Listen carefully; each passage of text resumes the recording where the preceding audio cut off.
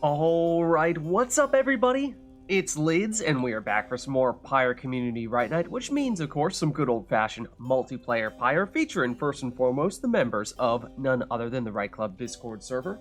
For those of you who are unfamiliar with what I'm talking about here, of course, I'm referring to that group right there. That is the link to join said group. But those of you in chat, you are not off the hook. No, because you see the red circle with the white L below chat. You click on that, you will find all the various requests that you can make, including things like choosing players, exiles, masteries, talismans, songs, arenas, even Titan stars are all fair game. So, without further ado, let's jump into versus mode here, and let's get going. Let me also jump into said Discord group, and thank you, Rookie, for the follow. Hope you are enjoying the stream, and welcome to Pyre. Welcome to Pyre. Let's see. Watcha. I am now officially in Discord. Let me just reset us to our defaults here, but let me know, chat, if there's anyone who would like to get us started today.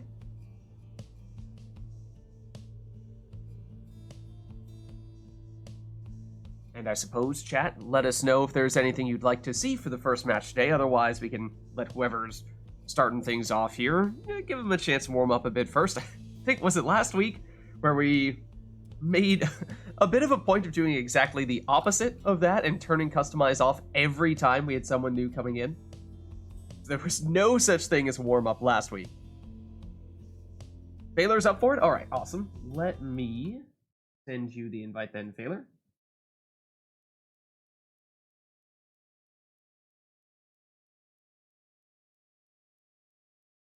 Let's see, does Steam acknowledge your existence? At the moment, the answer appears to be no.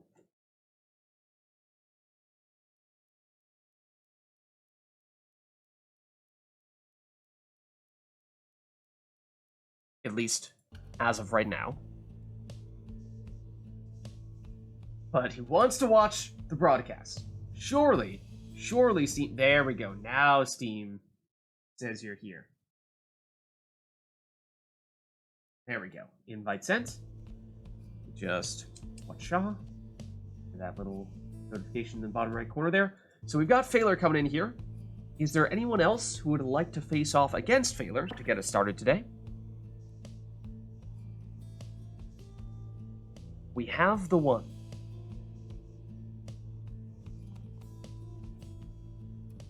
Oh, I might have my controller plugged in as well. My guess is that's why it's putting you on player 2 here, Failer. One sec. Huzzah. Alright, my controller is now unplugged. Failer, can you just double check, see if that switched you around or if you're still player 2? Nah, I'm player 2 still. Okay, cool. Alright, let me, in that case, start throwing on your information. Let's see. So we have Failer, as I said. We've got one person here. We are looking for one more to face off against Failer.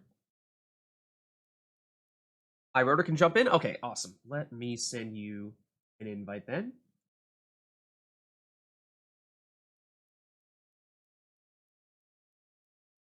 There we go. Invite sent.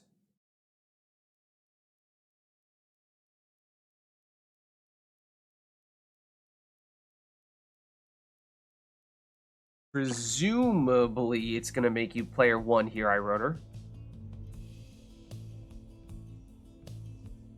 Snake Soul. Okay, we have a song request to get things started. Oh, and I hit the reset button. My bad. No, I hit the reset button. No worries. No worries. Let's see. Did I just go past it? But that confirms that I'm player 1. Okay, cool. Will it be withdrawn for you today, iRotor? Yes. Okay, great. Let's keep server intro on for our first one.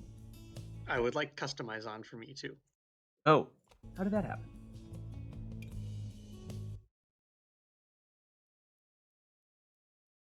Let's put iRotor's information in here as well.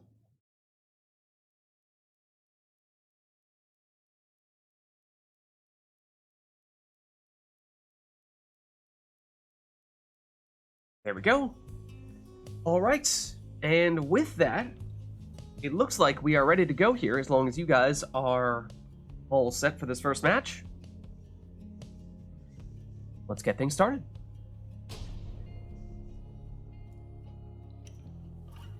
Yeah, it's basically just favorite color. You know, in some cases, people sort of like the themes that go along with a specific team, or their theme songs in some cases. Each of you seeks to be free from this forsaken land. Try not to let the pressure get to you. The withdrawn, stand prepared. The fate, stand ready. Yeah, exactly. Like Phaler said, in some cases you might like the NPCs on a given team, but anyways, no requests here other than the song, so you're free to take whatever you'd like.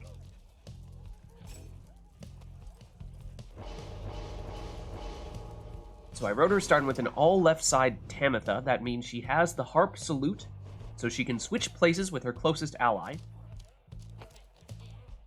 So watch, I wrote her likely to use that mobility with the harp to advance aggressively with her and then switch places with a less mobile character to compensate for their lack of mobility. Baylor also going with the harp in the first spot there.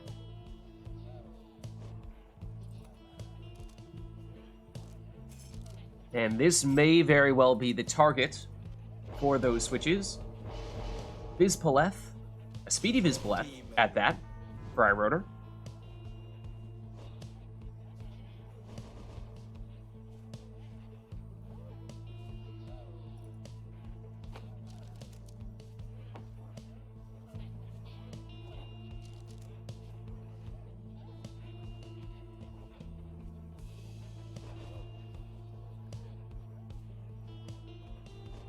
Yeah, technically, I should mention as well, we have done some mods here to the game where we've made it such that players, or exiles, will all have their raiments set, their uniforms, if you will, set to the color of their team. Baylor going with the crone in the second spot there. Didn't catch if he took the crone salute there. Looks like he did, so that means at one point during this match, Phaler will be able to turn all of Iroder's characters into defenseless howlers, giving Phaler one more or less automatic free score. And last one for Iroder is a quick, or not a quick throwing, a banishing throwing Ulmer there. But yes, we have done some mods to change the colors of the players' teams. But here we go, we've also added in some additional characters who would otherwise not be accessible. That way people can use a full team worth of a given class if that is of interest to them. I wrote her here with his harp Tamitha. Over to Ulmer. Remember, he is the banishing throws, and that's, what he was trying to do there. But Phaler able to dodge it, and then gets the throw from his crone there, was hanging out near Iroder's Pyre. So Phaler starts us off. But we did see Iroder take some additional starting Pyre life, and so even with that, technically Iroder still in the lead here, though Iroder currently defenseless. Phaler with time to set up this throw now, and with no one to stop him. That's another 30 points. Iroder first the orb this time.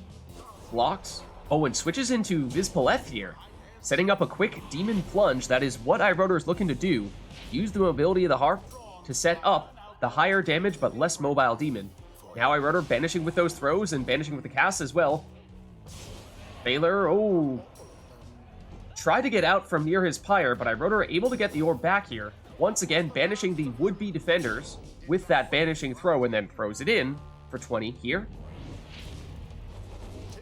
Phaler. Back to Bertrude. Bertrude hops over one defender. Quick throw this time. Still got the full damage out of it, though. Still 30. Phaler. Can't make it in there with Tamitha. Now it's Iroder. Vizpaleth waits. And pounces for 30. That drops Phaler down to 20, which means one more score for Iroder may be all that he needs here. Remember, though, Phaler has that secret weapon, has that crone salute, and that throw does hit for 30 damage, and so brace yourself, because this may be it. There it is. Phaler turns all of Iroder's characters into defenseless howlers, setting up the winning score. GG. Good game. Some unfortunate imps there, but cannot be helped. Thus end this night's proceedings. All right, well played, you two. Let's head on back. And chat, let us know if there's anything in particular you would like to see or hear for this next one.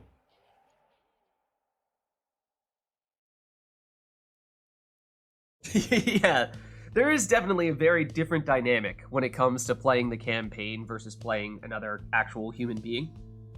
There's just different types of strategies you never really see the AI use that have become, in some cases, the meta for when we are playing with other people. Just gonna reset ourselves to the defaults here unless anyone has anything else they would like to see. Yeah, these two, I mean, that match in particular was very fast-paced, so a lot of stuff going on, and some pretty unusual skills as well that we saw there, so not exactly the most straightforward, fundamental of matches. And BTNU, thanks for the follow, hope you're enjoying the stream. Ooh, and speaking of a little bit of chaos. A little bit of unconventional stuff. Phaler requests that we turn Customize off here. That means we will have completely randomized characters, masteries, and talismans. We won't even get to see what those are in advance, so that means it'll be a bit of a guessing game as soon as we get things started here, and who knows, players could get a really good team, players could get a very unconventional team. Only one way to find out. Alright, so let's do it.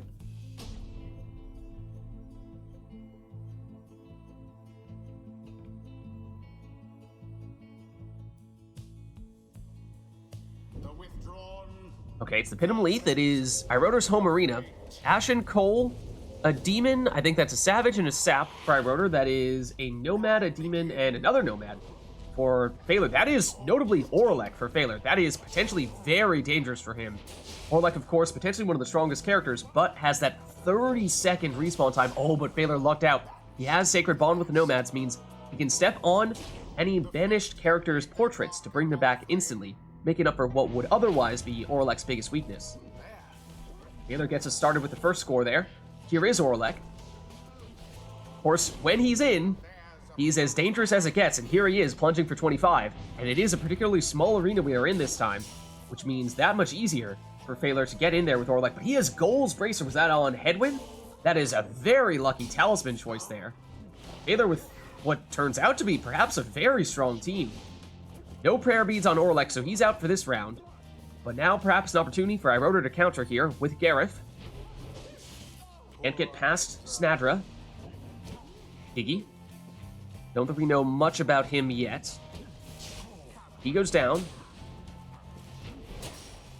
Gareth, once again, for Iroder, bouncing off the walls. And plunges here for 20. Ooh, Phaler with a bunch of starting Pyre life there as well. Orlek down, but once again, Phaler can bring him back, as he does there. And that's a shoulder smash, banishing with Snadra.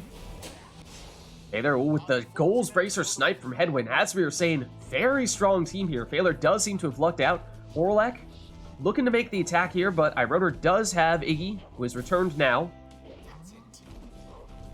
Trying to get rid of Orlek, but that is easier said than done. Orlek's throw is short. Now perhaps opportunity for Iroder. Ooh, but once again, a shoulder smash from Snadra. Phaler now with Headwind. Now he does not have Orlek back at the moment, and Iroder is blocking the portrait, making it more difficult for Phaler to get Orlek back. Oh, and he nearly does, but Iroder just quick enough to stop him from doing so. That means Phaler right now is very undermanned. Just Headwind coming back right now. He does not have shoulder smash, or at least has not yet used it, unlike Snadra. And oh, look at that though, Iroder! 30 damage plunge and has Flame Leech on Ignarius. That means 50% of the damage that he deals, he will leech back to his own Pyre. And, well, that is a pretty big point swing right there, that means. Really the ideal character for it. But now, suddenly, big opportunity here for Phaler. No one back to defend for Iroder. Everyone is banished. Gareth returns. Is he quick enough, though? He is not. That's another plunge there from Orlek for Phaler. We got ourselves a match here. There's the Goal's Bracer, power casts again. Bit of a stalemate between these two. But Iroder is first to get the orb. Iroder in with Ignarius.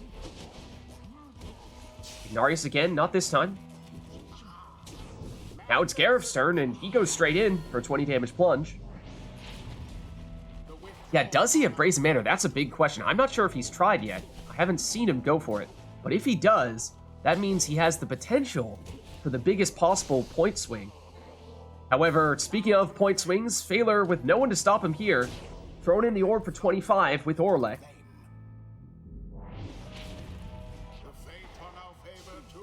So yes, okay, there's the test. Does he have Brazen Manor? He does not. Okay, so Iggy, at best, can plunge for 30 and leech 15 in the process, but that is still a lot. Still more than any of Phaler's characters can do. Certainly, I mean, at least from a damage standpoint, and once you consider the leech as well, even more so the case, but once again, Phaler able to banish the defenders and set up this 25 damage throw with Orlek. But you really can't rule Iroder out at any point in time because he has that huge leech potential. He's more than capable of coming back here, but look at that double banishment from Orlek. Iroder gets one back just in time to intercept. Now it's Gareth trying to run away, get out from next to Iroder's Pyre, but cannot do so once again. Iroder with no one back to stop this Orlek throw. Now, Iroder down to 30 Pyre Life. Remember, Orlek only deals 25 damage, not the full 30 that other demons tend to do. So that means that Phaler does still need at least 2 scores here, but again, because Iroder has the ability to leech if he can score with Ignarius, it's not over. Oh, but there goes once again Orlek bulldozing through the opposing team. But Iroder getting people back just in time to intercept. Oh, but Phaler brings back Orlek using Sacred Bond, and here's the throw. And now that means that, barring any rekindling, which, that being said, Iroder does have a sap, so it is possible. There's always the chance someone has Rite Light, the rekindling talisman as well. But barring those things, that would mean that one more score would be all that Phaler needs here. Oh, but look at this. Iroder returning the favor now, banishing all of Phaler's teammates, and there is the 30 damage and 15 leech. That gets Iroder back up to 20, which is an unfortunate number because it still means that, yes, one plunge is all Phaler needs here to trigger the rekindling. It is 10 in this case, with the second life bar for Iroder. So it means this time, any score that Phaler makes would surely be enough, unless it is a very quick throw. And now Phaler defenseless here, and Iroder with a chance to leech back. Oh, with Ignarius, but he's not quick enough on the throw. That is big. That could have been an opportunity for Iroder to start making a comeback here. Ignarius does have it back. Will he have a chance to do what he was just moments away from doing before? It is certainly Iroder's preferred scorer here. But look at this. Iroder able to banish all the defenders, and this time, full 30 damage on the throw, gets the 15 leech and 30 damage. That means that now Phaler can win with 1 score with Orlek right here. Anyone else would require 2 scores. And likewise, with Iroder would also need 2 scores. Iroder using, that Sacred Bond to get Orlek back, setting up the winning plunge. GG. Perhaps they do deserve their freedom after all. Well played. The ceremony is complete. All right. Oh man, and that was crazy for customized turned off. You guys had some pretty awesome teams. And Denor says, do more of that. Keep customized turned off. Okay, that we shall do. That was awesome. Nice, nice. Yeah, and Iroder did it as well. Okay, so that means we'll have 2 more customized off. So yeah, we had a random 50% leech Ignarius, which is pretty awesome. We had a random Orlek, which is oftentimes dangerous, but Phaler had 2 nomads, at least one of whom had Sacred Bond to help bring Orlek back, and Phaler used that quite well. And then also Phaler had the legendary Gold's Bracer Talisman on those nomads for the big power casting. That's That's a pretty nice setup for both players in that sense. Dirty teal, okay.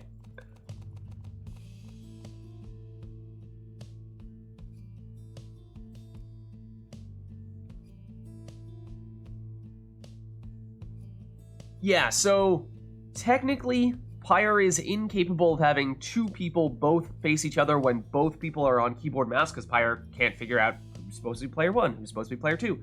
But if you have one keyboard mouse and one controller, or in this case, two controllers, then that's fine. Alright, so customize turned off for this one as well, so we shall see what we end up with this time. Let's take a look.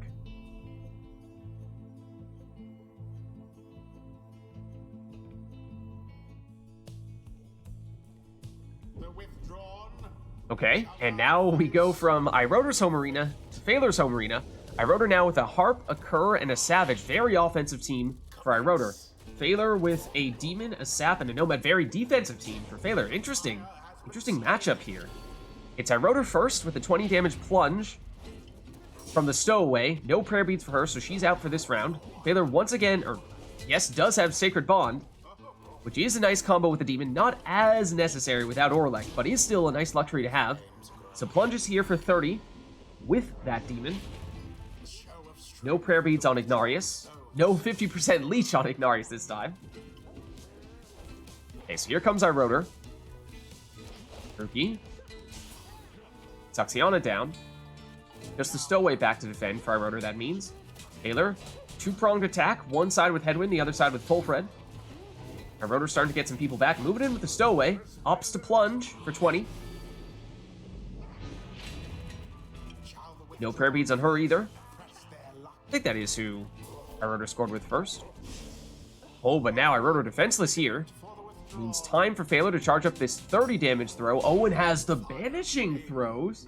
Interestingly, with Ignarius. Now, I don't think we saw Brazen Manor pop up there, so I don't think he has an unnecessary, redundant mastery slash talisman in that sense. Of course, the quick throws plus Brazen Manor is usually the best way for demons to do banishing throws, but it is still a very nice thing to have. Oh, and perhaps an opening here for iRotor very quick with his Harp, setting up the 20 damage throw. And we are tied at 40 here. Now, of course, Phaler does have a Sap and therefore may have some Rekindling. Oh, but look at that. So quick with the Harps is iRotor.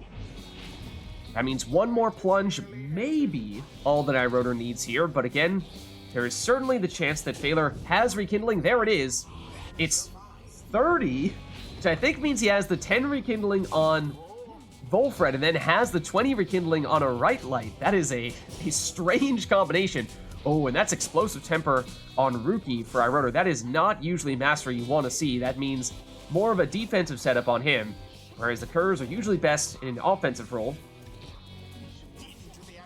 Rookie goes down. That means no one to stop this throw here. That drops iRotor down to 10 now. No saps for iRotor, but theoretically could also have RITE NITE, in which case he may have Rekindling. That's unlikely, but that does mean that in all likelihood, Phaler, with one more score, would be able to finish it here, and he's moving in with Ignarius. But Ignarius gets blocked. Banishes one defender, banishes two defenders. iRotor with just Rookie back to defend, but there it is. GG. No lightning run for in the first one. No, what? Did you have no left side stuff on that Cur? I'm not sure if I double jump, but I wasn't fast to use it anyway, so didn't really matter. GG. Until the next rite. Yeah, it looked like it was all right side, which is not what you want to see with a Cur most often. Well, also for left side Savage. I didn't have Snap card. Full left side Savage. Oh, okay. That's a little awkward. Yeah. Do you know what talisman you had on the Stowaway? No clue. No clue. Yeah. It does look a bit like NBA Jam at times, for sure. Boom! Shakalaka! Alright, I believe we had one more customize off.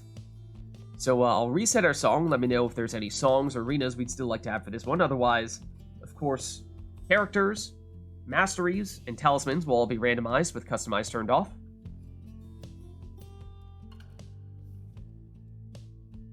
Or is pondering a song. Path to Glory. Path to Glory it is.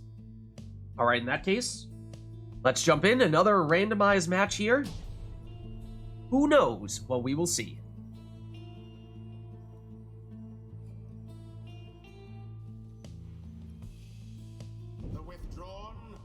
It's the Glade of Lu. In Iroder's case, it's a harp, a sap, and a worm. Baylor's case looks like a nomad, a cur, and a worm. It's Iroder first here, plunging for 20 with his harp. And oh, prayer beads? Prayer beads or potentially Triesta's plume, but I think prayer beads on that harp. That is another very lucky talisman there. Baylor trying to zoom in with his cur, does so. 20 damage from that. No prayer beads on Rookie, though, for Phaler.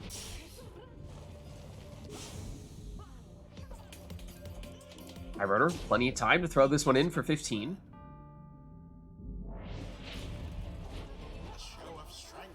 So Iroder has a very strong harp setup here.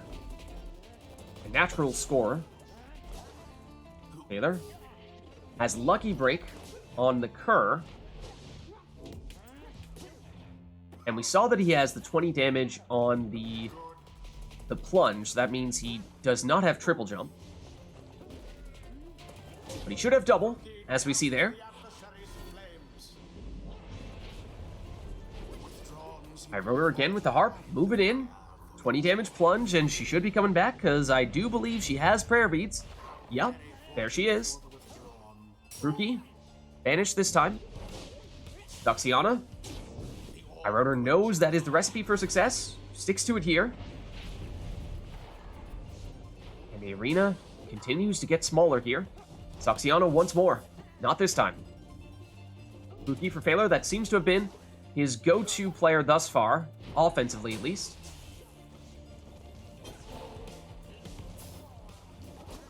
Iroder speeding ahead with the worm. Gilman gets blocked, though. Now Phaler on the counter. Waiting to get some stamina back. Has it now, but gets blocked. Banishes one defender, though. Can't get past the second. Iroder with Palmas. Throws it off the wall. Unexpected indeed. Phaler on the attack. Rookie gets stopped, though. Soxiana versus Snadra. Soxiana running out of stamina here. Snadra able to catch her. Oh, but Soxiana able to banish Snadra. Blocked once again now. This time, Soxiana goes down. Phaler with Rookie. Can't make it past Gilman. No one able to make it past half field now. Iroder blocked and banished. Snadra, oh, and Phaler has his worm in an attacking position here. Setting up the quick 15 damage throw. Soxiana, around one defender, and in for the 20 damage plunge. That drops Phaler down to 5, which likely means one score would be all that Iroder needs here, of course. Again, there is the non-zero chance Phaler has a right light. We've seen it already today with the customized off matches, but it is unlikely. And there is the winning plunge. Good game.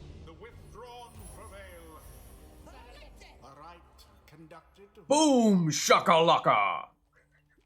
GG. Alright, let's head on back. How many nomads did you get? Phaler, you've gotten at least one nomad per match, right? Yeah. Well, two Better on than one have shoulder and one smash on the that time. others. That time I didn't have either shoulder smash or sacred bond or power or critical strike. So What did you have on nothing Snadra? A leech? No, you didn't have critical strike. no, I didn't have. I could not have possibly had leech. Yeah, you because I couldn't didn't have. critical strike or shoulder smash. What's the So it had first to have been, first left side is what on the nomad? 50% stamina. So I have that, the stamina regen, I guess the passing speed, and then Yeah. the banishment time. I That guess is- that would have to be it. That's a weird combo. It manages to somehow miss all of the good nomad matches. It Yeah. does. All right, well, we'll turn ourselves back over to our defaults here. Customize back on and random song, unless, of course, there's something in particular you guys would like to see for this next one.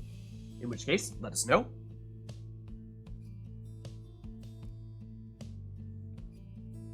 Yeah, I mean, some of those the more passive Nomad abilities aren't bad. It's just there are some really good ones. You want to at least get one of the Sacred Bonds or the Critical Strikes or the Shoulder Smashes, because they're just such defining features of the Nomad.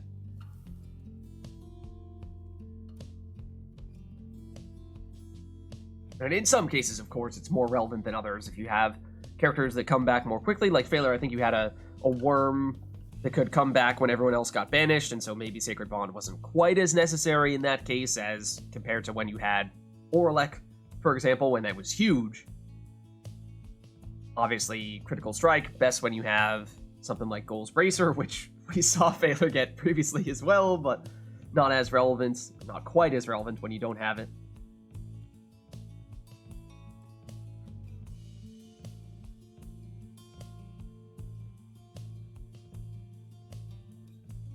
Yeah, so basically, Phaler there's one specific class that Phaler has gotten a bunch of times already in these customized off matches.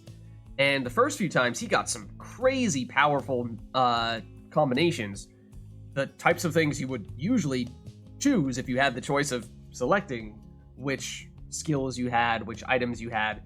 And then this time, he got basically the opposite. And he missed everything that you would normally want to take.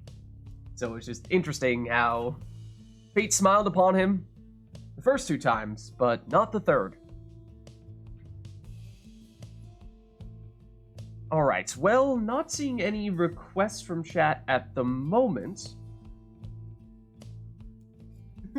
Nora caught my pun.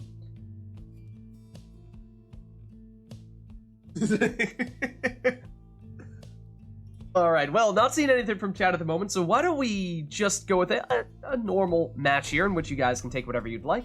A little bit of a breather. A little bit of a recovery time after doing a whole bunch of those customized off matches. I'm also pretty sure I had Wing Fury and the +8 quickness. Yeah, that seemed like a really fast harp. And the prayer beads, of course, was amazing. Yeah, that too. That's true. But this time, of course, no customized turned off means that, well, players actually get to choose what they'd like to take, so we'll see what they opt for here.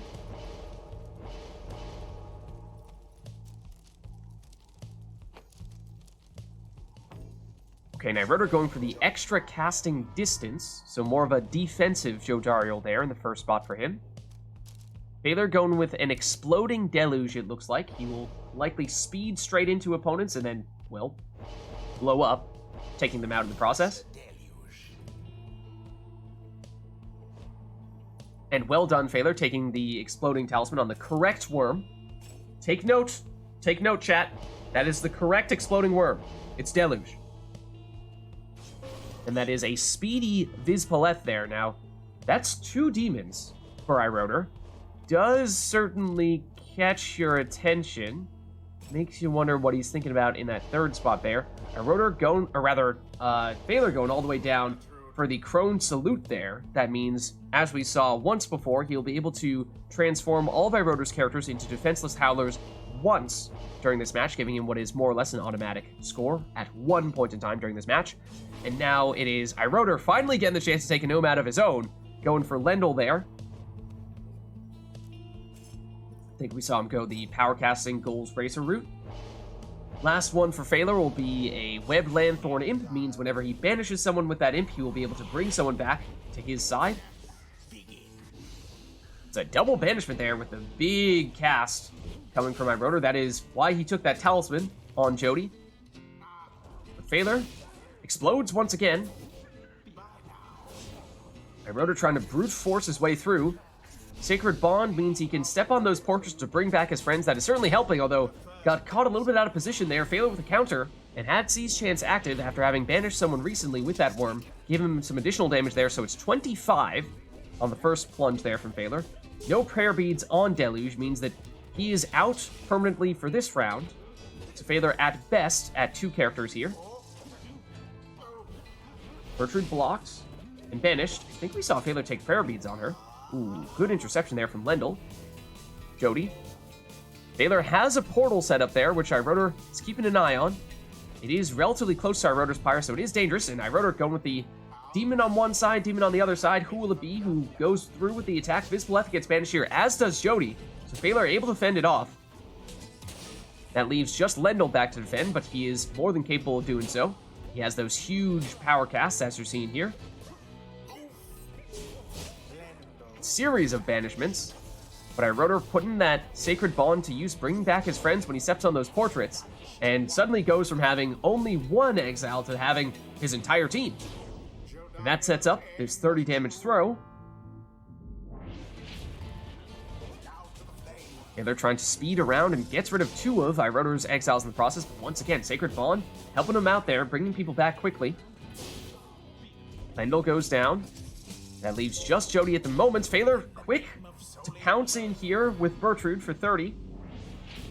But we did see Iroder take a bunch of starting Pyre life, so he's still at 115 here. Okay, they're going very aggressively straight at Iroder.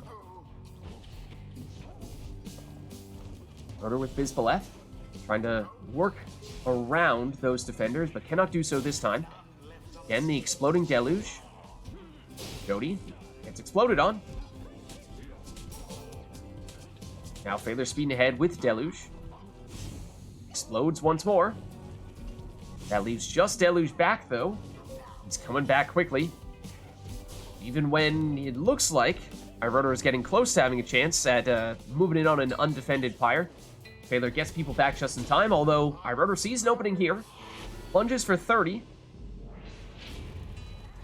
That drops Phaler down to 40, but now it's Phaler with the quick counter here, plunging for 15 with Deluge, but he, remember, does not have prayer beads, so he's out for this round. That means Phaler at best at 2 characters here.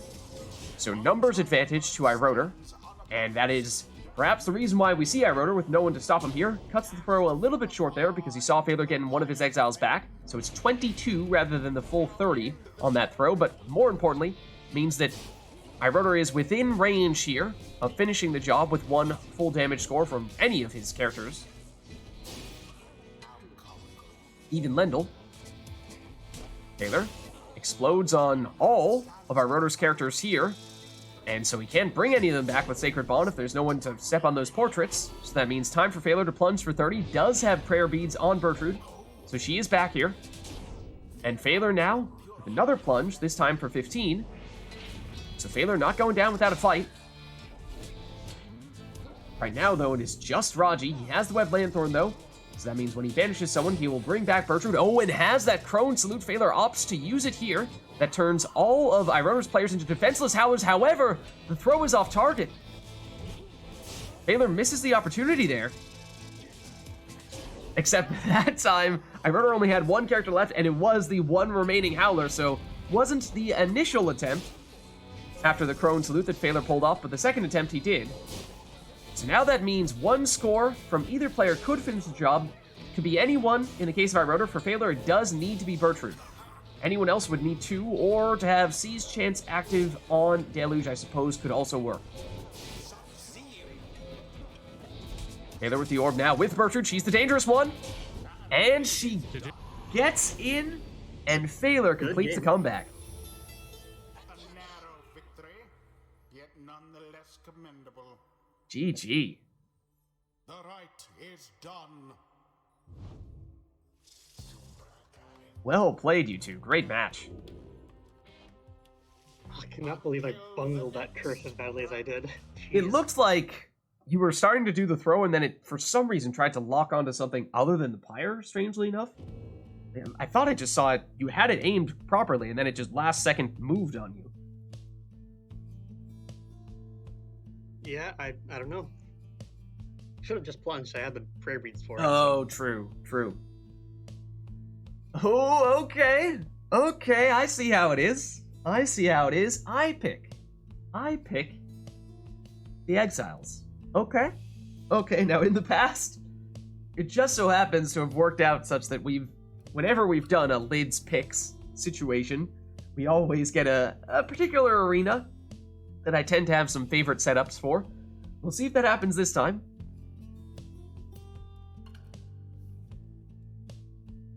We shall see if it's the boat or the pit. For whatever reason, that's always what seems to happen. Anything else, or will that be all?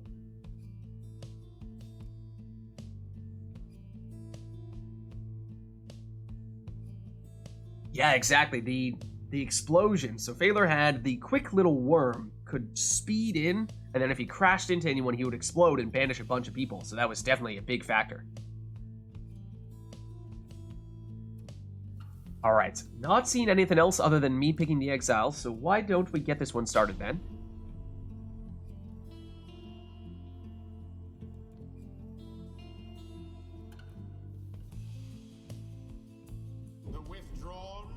Okay, it's the Glade.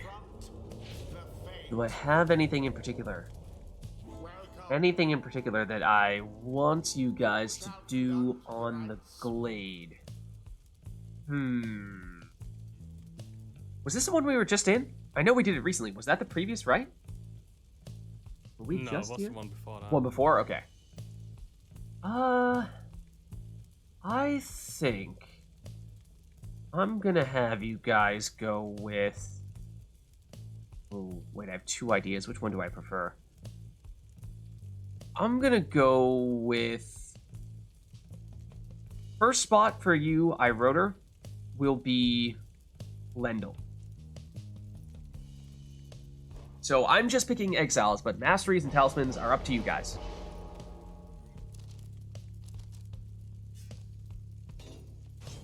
So iRotor starts with a power casting Lendl. First one for you, Phaler, is Headwind.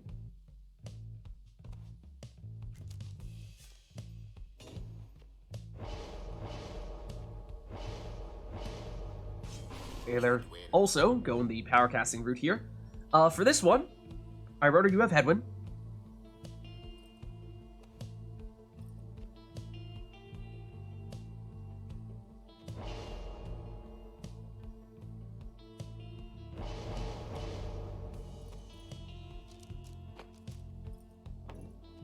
Going the Scribe Rock here for the bigger aura. This time around for you, Phaler, go Lendl this time.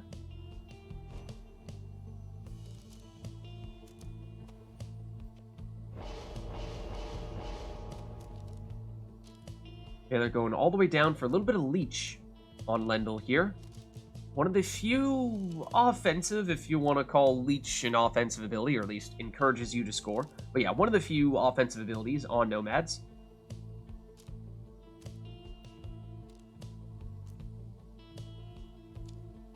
I don't know. Maybe Anor. So yeah, Anor requested that I pick the characters for them at the very least, but everything else is up to them. And then last one, I mean, yeah, you guessed it, Snadra.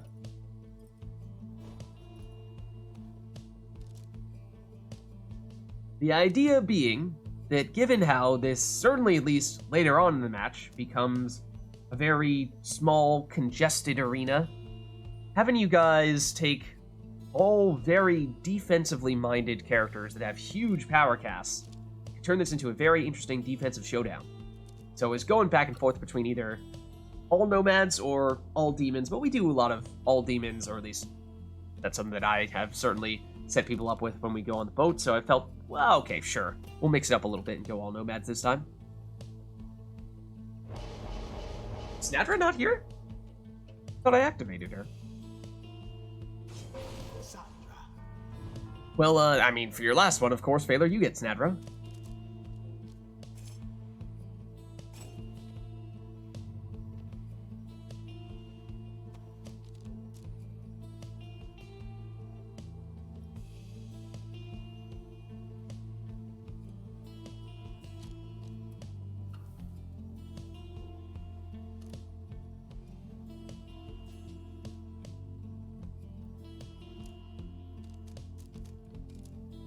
Phaler debating the talisman.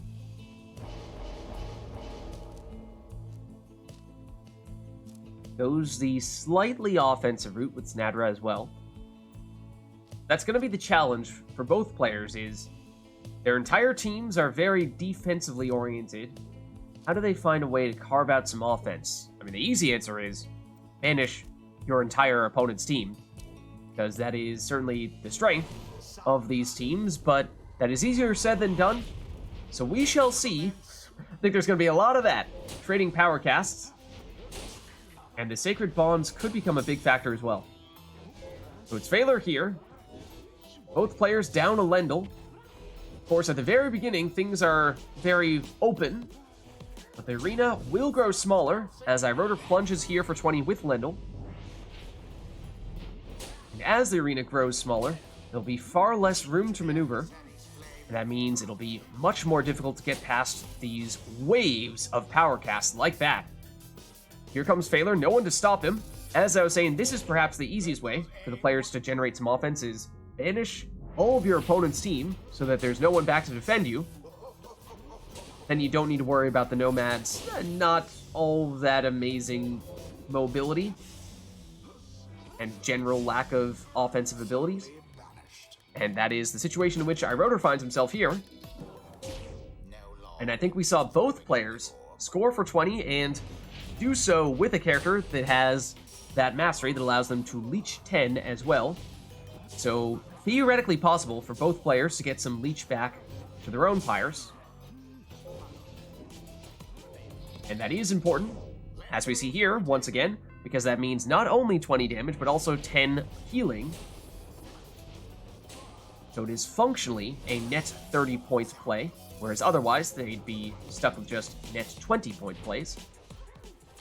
Iroder back on the attack, leapfrogging, but can't get past the defenders. Now Phaler chasing back the only remaining defender here for Iroder, but he is Phaler quick enough to seize on this opportunity. Gets back a friend, and yes, is able to plunge for 20 and leech for 10. 4 big power casts. Of course, those barriers in the middle will block the casts, so it's a little bit harder to hit the mark in that sense, but Iroder plunging once again for 20 here.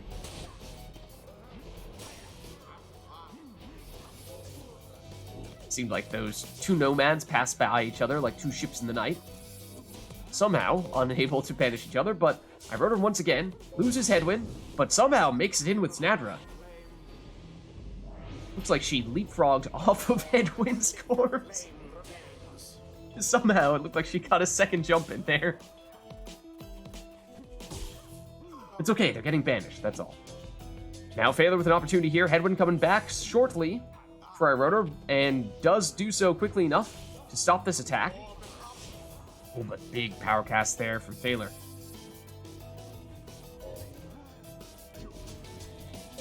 And Phaler opts to plunge for 20.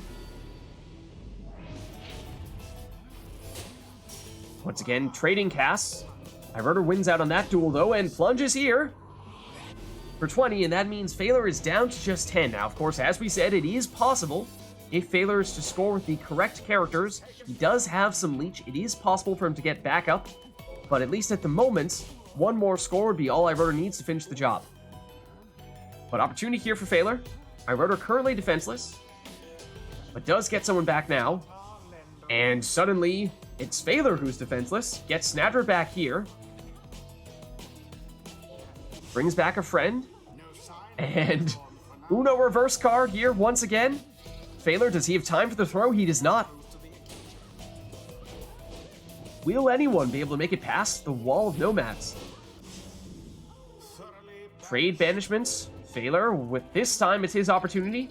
Full 20 damage.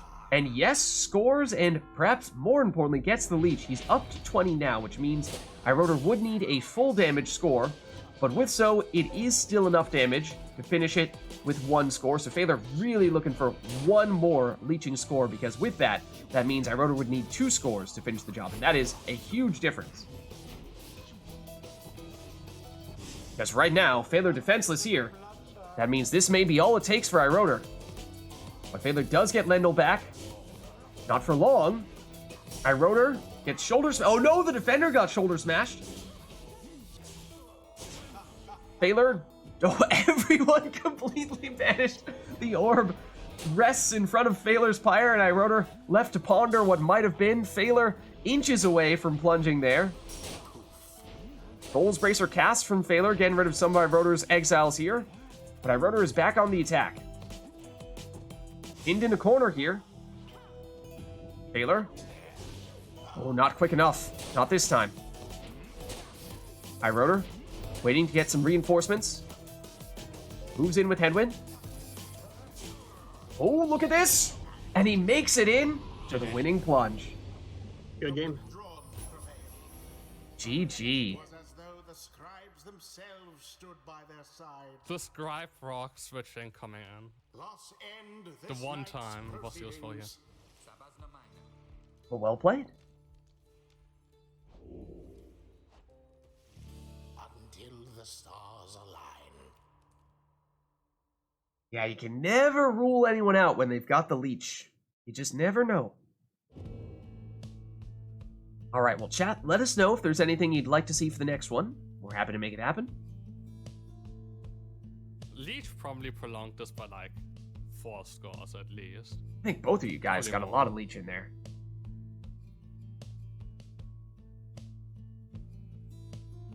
Okay, Surviving Exile, we've got a song.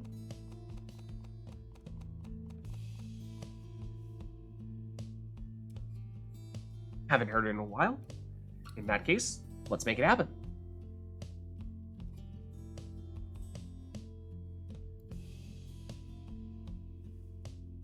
Just watched the single player episode 1.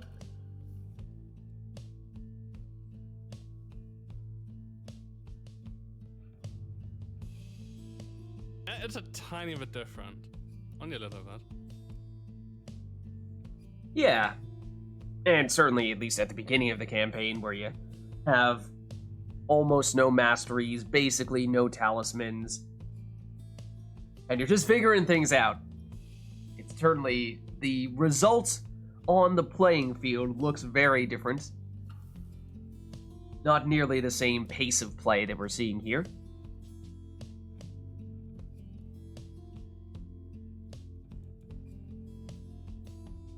Alright, so we've got a song for this one. Is there anything else we'd like to see? Or do we just want our players to take whatever they'd like to take?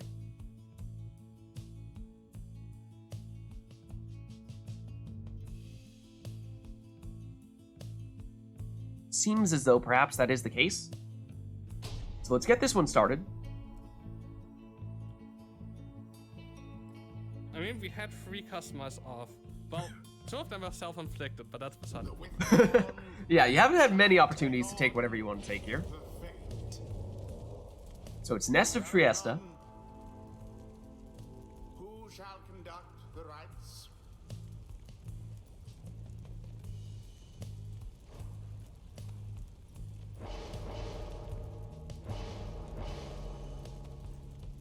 I wrote her going with a speedy, triple jumping cur with prayer beads, which means even after plunging, he will come back from banishment in the next round.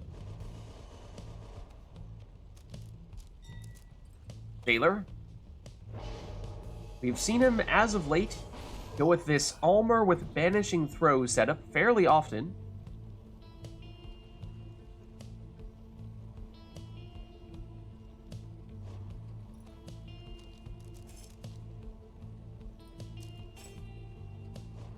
I wrote her considering the speedy Vizpaleth.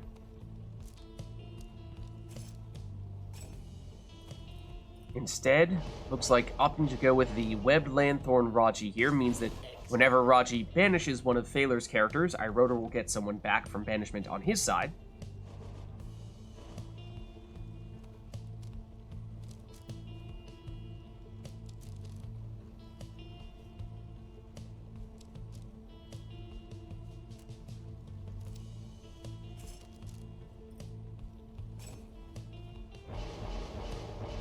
Then a full left side, so speedy.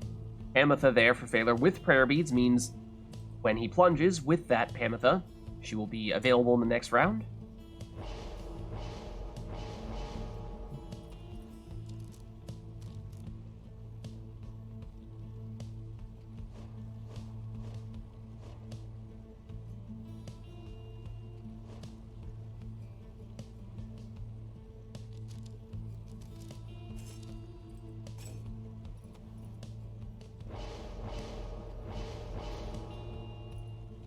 And now iRotor goes with the speedy Vids.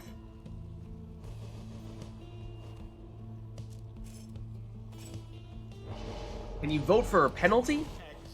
In what way? The orb is taken. Now begin. Taylor, his attack with Almer is thwarted.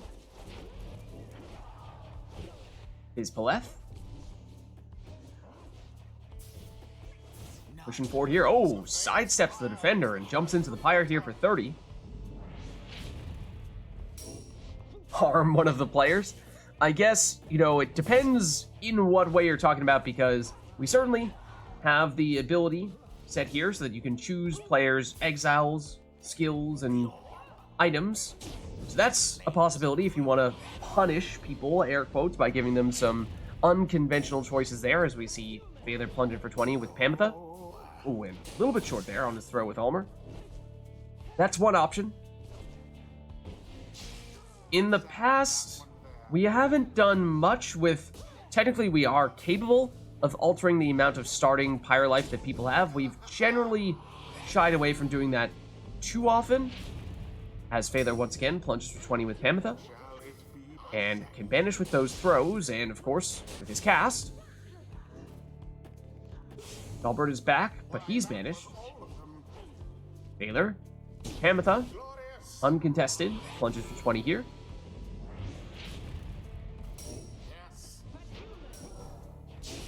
So, you know, like, for example, the previous one where I was choosing players' exiles, you could, depending on your interpretation of punishing players, you could make the case that I was punishing them in that sense. Making them take setups that perhaps they would not have chosen on their own accord.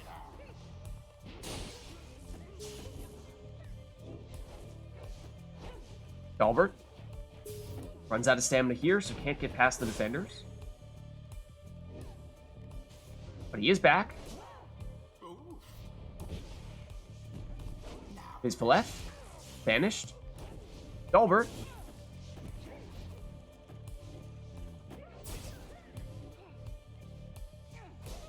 Pamitha this time is blocked and banished.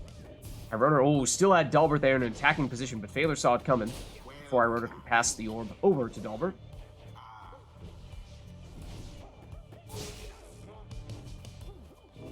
Dalbert, this time speeds in to nab the orb and go straight into the Pyre. The withdrawn hunger to prevail. Oh, actually, there is another way as well. There's also Titan Stars, which... that is a different way of, yes, certainly punishing players in that sense, as this time we see iRotor plunging for 20 with Dalbert, and he had Prayer Bead, so he's back for this round. So Titan Stars are a way of having a few specific criteria you can use to make things more difficult for one of the players, including basically powering up the opponents in several different ways, depending on what options you choose. Phaler with a quick throw there for 12 damage rather than the full 20. This time, also with a throw, 14. Again, not the full 20, but whittling away at iRotor's Pyre. And that means we are practically tied here. Into the adversary's flame.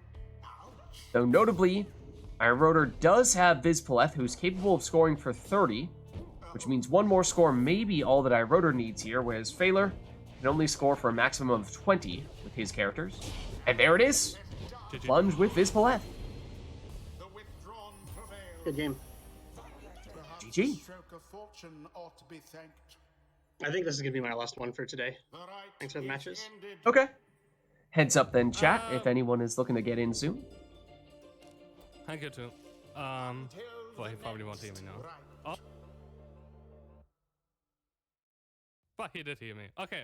I can jump out as well. I'm not sure if you have a replacement. I saw Amanda earlier. You want to jump in now, or you want to leave now? You want one more? What are you thinking? I'll do 3 more at maximum, but anyone can jump in. Okay. Your point. So it sounds like at the very least this will be our last one between iRotor and Phaler. Then Phaler will be looking to swap out. Sounds like Anor is ready to jump in to replace Phaler. And then if there's anyone who is also looking to get in, then sounds like iRotor is looking to switch out at a similar timetable. So let's reset to our defaults here. But let us know, chat, if there's anything you want to see in what would likely be our last match between these two, at the very least. But yeah, so technically speaking, with regard to the whole punishment thing, we can either increase or decrease people starting Pyre lives. We tend not to mess with that too much. There also is the option of turning on Titan Stars here, which is a little more of a variety of options there in terms of ways you can make things more difficult. Specifically, in this case, for Titan Stars, it only affects player 1. So in this case, if we turn Titan Stars on, we could make things more difficult for iRotor, but it would not make more... It would, if anything, make things more easy for Failure. Oh, Failur's out already? Okay, no worries. No worries, Failure. Well, thanks for stopping by. Good to have you. And, Yeah, thanks for the ride. thanks for the matches. Lenore, you were saying you would be interested in swapping in for Failure. I don't know. Failure had initially said he was looking for one more match, so I don't know if you are ready to jump in right now. That still works for you? Awesome. He said this is going to be my last one. What this is referring to is pretty ambiguous. Okay.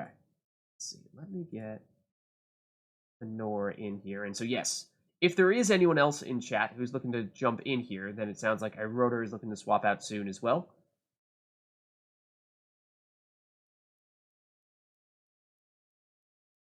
Okay. Invite sent to Honor. Honor, will it be Nightwings for you today? Yeah. Okay. Cool.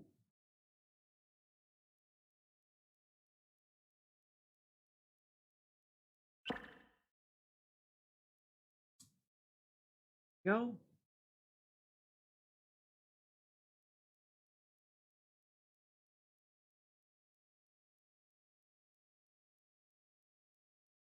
Okay, perfect. I don't have keyboard control. Ah, remote play. Okay, no worries. Give me a second. There we go. Now you should have it. Yeah, thanks. Okay, and I mean, I'm pretty sure we've got the right controls for you, but let's just double check.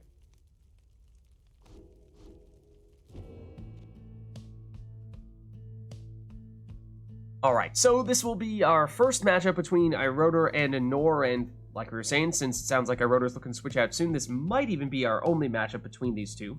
So if there's anything you want to see between them, then now is your chance to make it happen. Otherwise, we'll just have them take whatever they want to take.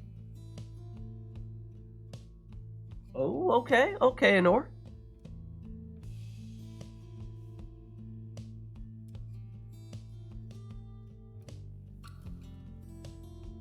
It is a classic showdown. Always, always good for a close match.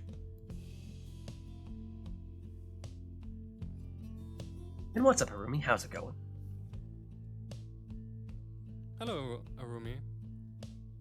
Original What do you mean by teams? Original teams. You mean like Jody, Headwind, and Rookie for Nightwings, and then what is it for Withdrawn? Actually, the first time, isn't it Sudmilda, and then doesn't she have a Savage or two?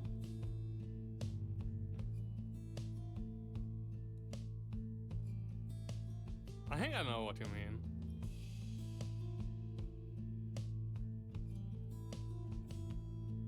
Yeah, okay. We can do that. Haji, Haven't played with Vizkolev, Saturday. and Palmas. Okay. Anyway.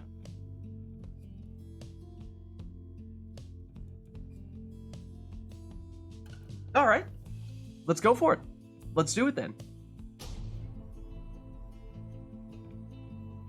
And now we get the boat. Maybe. We haven't had it yet, so it's certainly possible. That's totally the way it works, right? The withdrawn. No, it's the book. Yeah, Okay. Gambler now, so I know it. That's worse. Welcome. Who shall conduct the rites?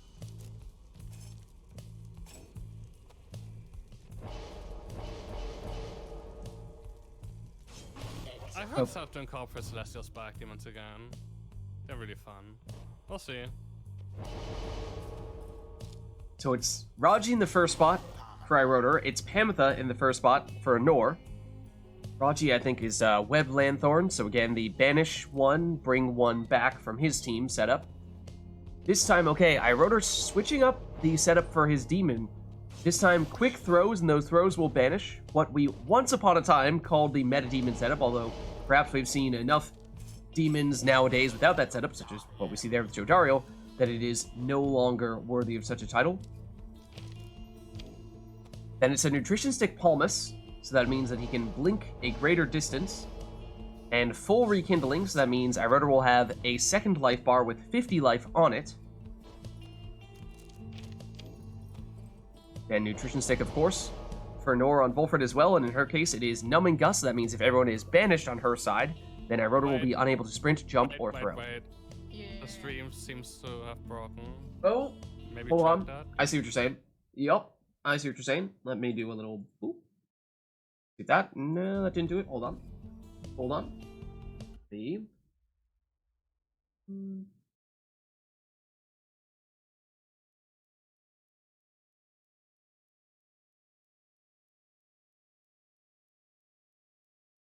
Usually that fixes it. Let's see if we can move this around. Okay, good. Now, at least on my end, it looks like it's fine now. Does that look good on your end, chat? For me, it looks fine on stream.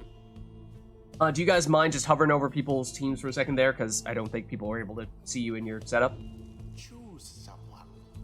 So it was Raji, it was Vizpaleth with the quick throwing banishment, and Palmus with full rekindling and nutrition stick for Iroder.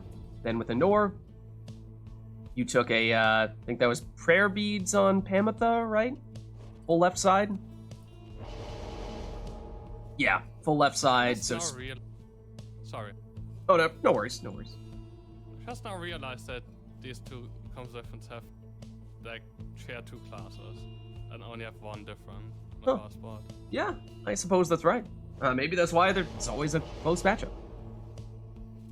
And that was the Jody setup, and then it was... What talisman did you take on Jody? I forget. Was it Tailwind speed? Burst. Tailwind? Okay.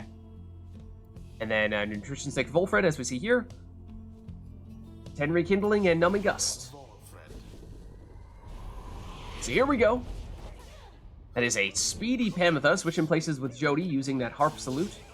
But Iroder says, I don't mind. I will proceed to banish your entire team, but this is numbing gust. So as I was saying, when everyone is banished on Anor's team, Iroder is unable to sprint, jump, throw, or use any other special abilities, so that was slowing Iroder down, but does still manage to get a 30 damage throw in here with Vizpaleth. Now Anor is looking to push forward aggressively with the harp and then use the harp salute, which allows her to switch places with her closest ally, which she'd like to have be Jody, because Jody scores for more than Pamitha does. So basically using Pamitha's mobility to set up Jody's damage. Here's Pamitha again. This time switching into Volfred, but he gets banished. That leaves just Pamitha back to defend at the moment. Iroder pushing forward with Vizpaleth. Throw is off target, although Vizpaleth is still in here. Volfred, stay in the bounds of the arena. Okay. That's illegal. None of that nonsense, Anor. I saw that.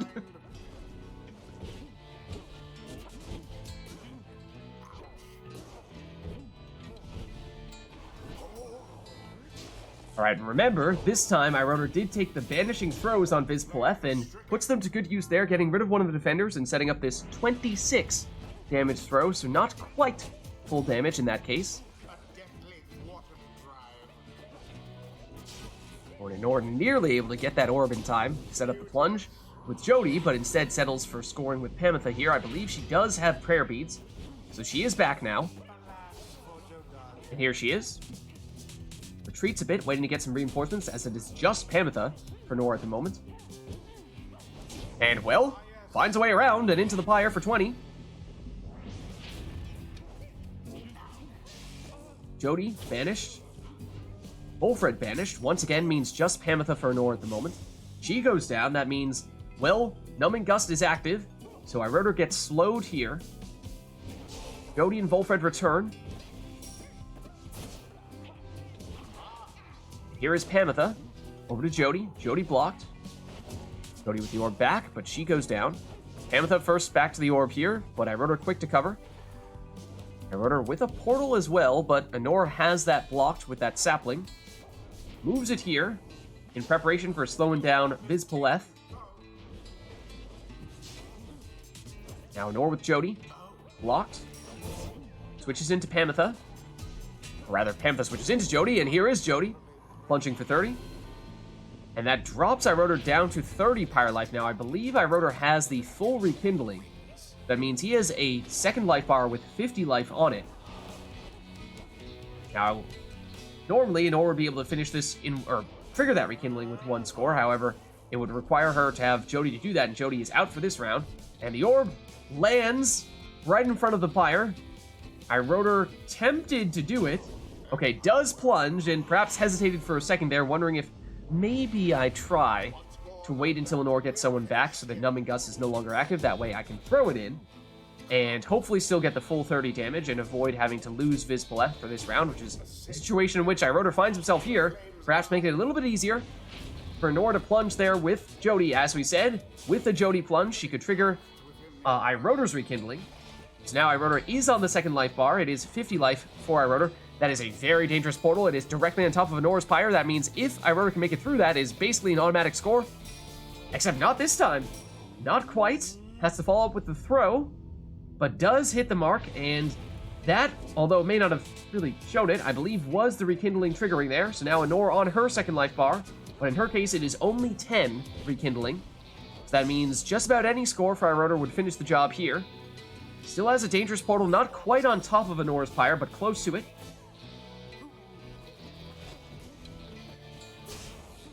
Oh, and a big banishment there for Iroder. Anor does get Jody back quickly. Here she is.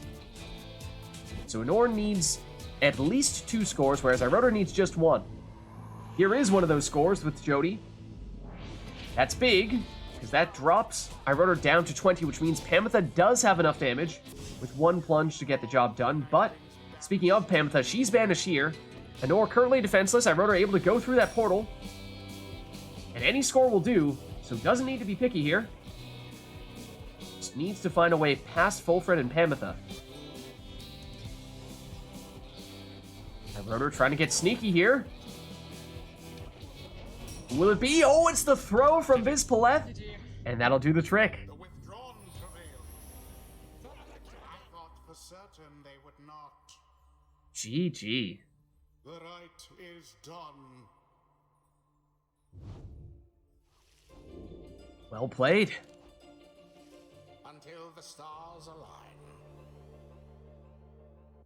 Now that's why they were considered meta demons for the longest of times, but for whatever reason, they've fallen a bit out of favor as of late, so good to see them getting a chance to show why they earned that title a while back.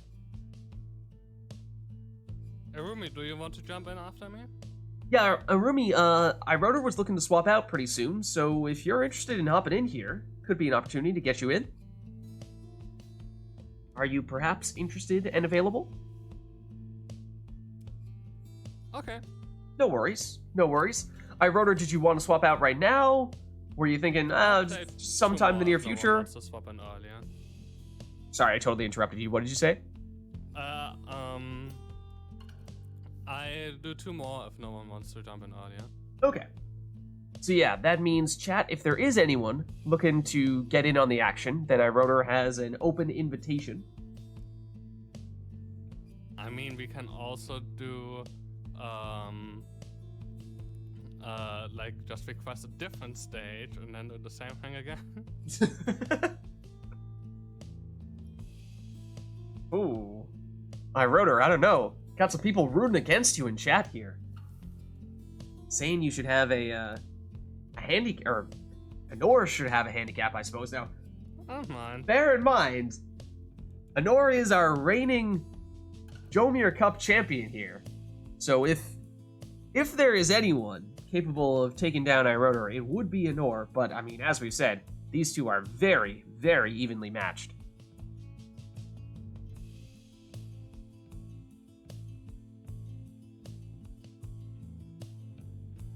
He needs some challenge. Don't worry. Don't worry. I mean, that was a 1-score game right there. Could have been anybody's game. Against Fader, I was 3-3 or 4-3. Like, Yeah, it was really either close was between you even two. or had a losing record today. So like, I'm not sure what you're talking about. I mean, they've been some close matches for sure.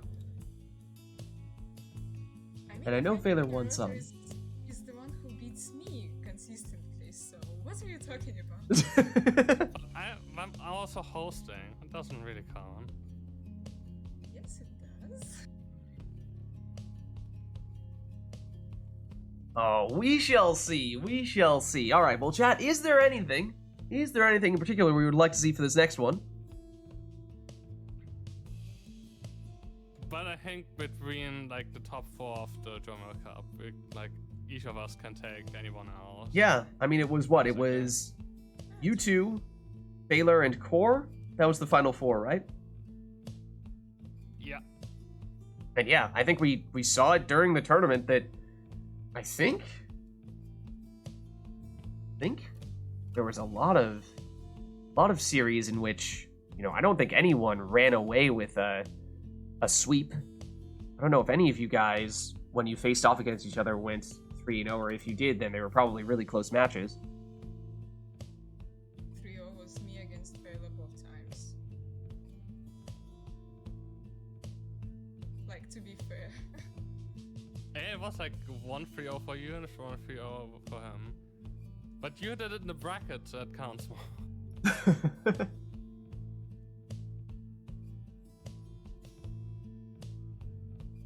That's right, no, it's not too serious in any way. No worries, Don't worry. yeah. Anyways, Arumi says maybe in an hour might be able to jump in. It sounds like a Rotor's probably looking to swap out a little bit sooner than that. But let's at the very least have another match between you two here. Oh, hold on. We do have a request. Nora's turning customize off. All right. The true test. The true test. So once again, we are back to randomized teams here. So brace yourselves accordingly. We shall see what we end up with. Let's give it a shot. We can like wait with that. Oh, what was it? Hold on. We can do it. We can still do it. We can still do it. Okay. Never to return. No, like go back. It's the last one. So It is the last one? Oh. Remember if it was the first or the last. Okay. There we go. I did it like in the order of the Oh, teams that they show encountered up? and then the last operation, right? Is, I see. I'm not saying more anymore to avoid like. Yeah, fair enough. Fair enough. Spoilers. We still Okay, have let's to see. look at. 2 harps and a sap. Saw the Ashen Coal, so that means additional starting pyre life for iRotor. Then for Nor, it is 2 nomads and a demon. I think Nor testing out to see if she has Brazen Manner. I don't think she does. Vengeful Vow, was that on her demon? Or this Baleth? That is not something you see very often on a demon. She's the first to plunge here for 20 with one of her nomads. So now Lendl is out for this round for Nor. So Nor, at a numbers disadvantage at the moment, does have Snadra back now. iRotor with Saxiana. Ooh, speeds past the defenders there for 20. Now, Nor did have the starting pyre life from Jody, one would assume. We still see she's at 115 here, even after iRotor scores there.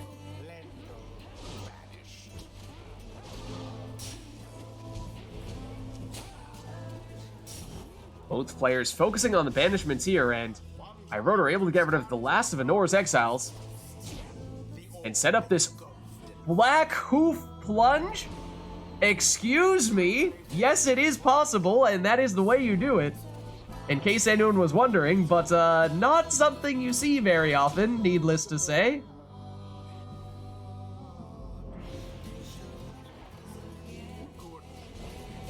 Was that Black Hoof on your Voltred iRotor? It wasn't. It had Black Hoof. It was just one of the harps has it and the other, of course, does not. You definitely have seen iRotor run around with the orb with one of those harps.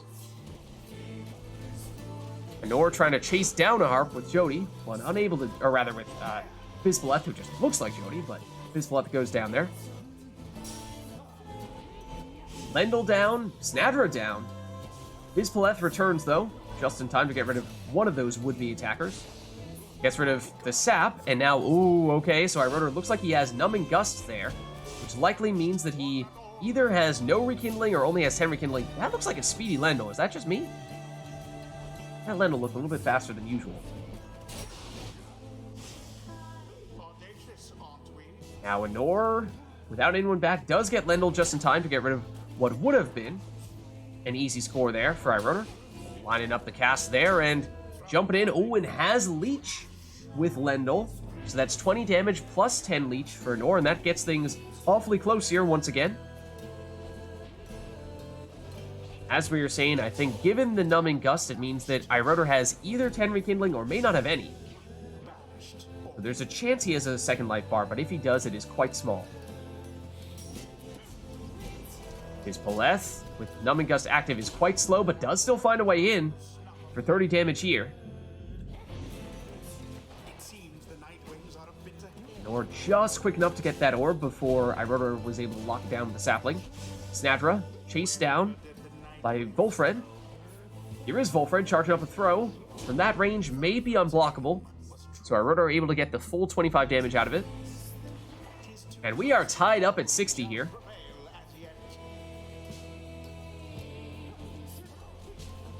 iRotor trying to find a way to sneak in, and does with his harp for 20. Alright, no worries, Arumi. Yes, so it is Tamitha has Black Hoof. So it is mostly Zoxiana that we've seen iRotor score with.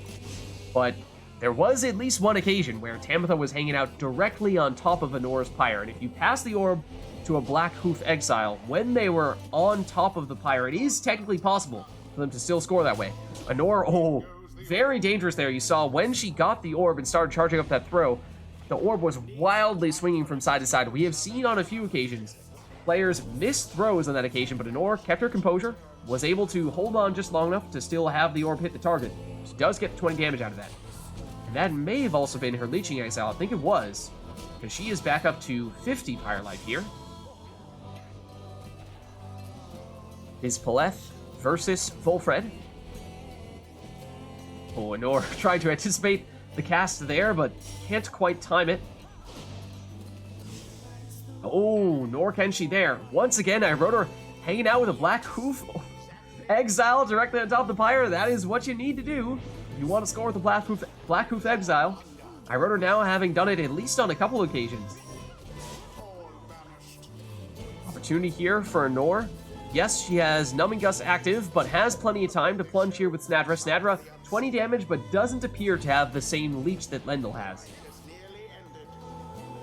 So that means now Anor capable of winning this with one score with any exile if iRotor does not have Rekindling, and we don't know for certain as to whether he does or does not. If he does, it's only 10. Whereas in iRotor's case, definitely would need at least 2 scores here. Once again, puts the Black Hoof Exile on top of the Pyre, and able to score with her. So that drops Anor down to 10. That means 1 score, likely all that iRotor needs here.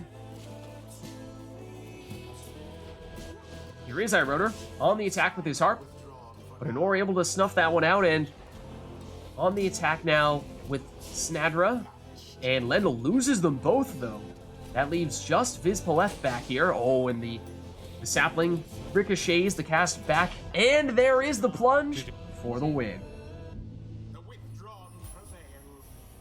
GG. Close match, as it always is between these two. Thus end this night's proceedings. So, iRotor had an exile there that is not allowed to carry the orb. That is the Black Hoof.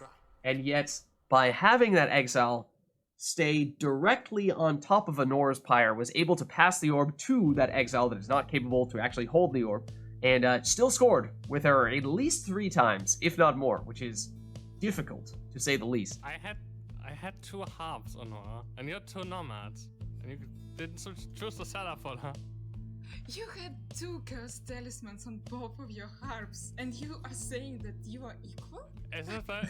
I mean, to be fair, did the harp ever turn to a howler? No. I don't think I saw it. I didn't even notice you had a cursed talisman on that second harp. You had Black Hoof. Oh, but I fell through. Fell through was good. Stop consoling me. Well, anyways, great match.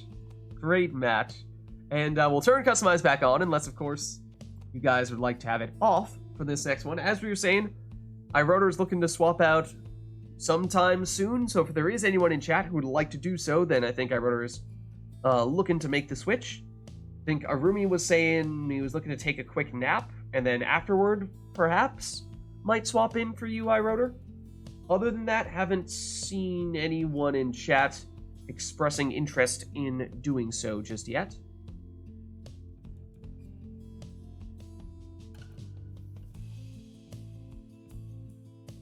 So if you two are up for one more. To describe Black Hope as you have more stamina, but the op is really, really hot for you.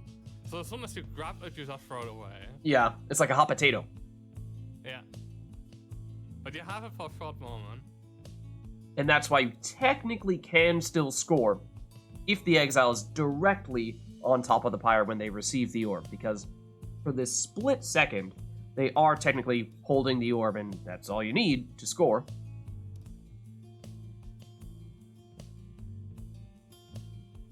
Alright, but not seeing any requests from chat at the moment. Let us know if there's anything you want to see between these two. Of course, as we were saying, whatever it is, they'll find a way to make it interesting.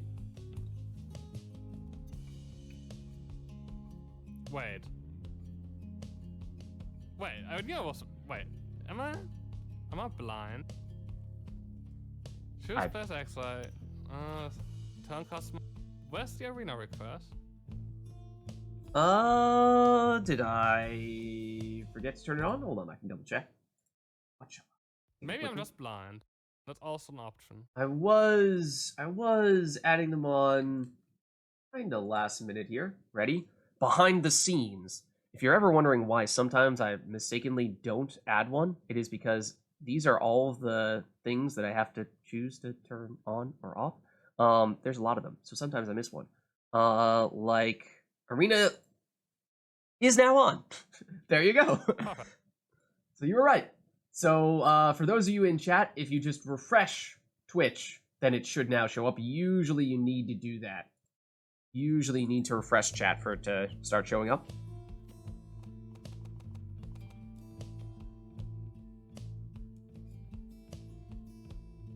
Never to return withdrawn, and then you said Ridge of Goal, right? Ridge of Goal. Okay. Anything else? Or will that be all?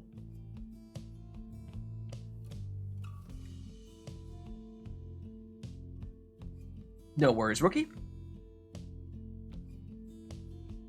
Seems like that may be it for this one, so why don't we get this started?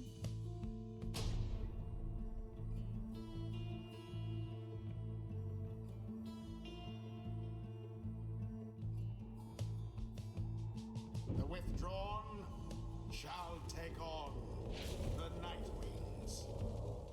Alright, so no specific request for this one. You're free to take whatever you'd like. Who shall conduct the rites?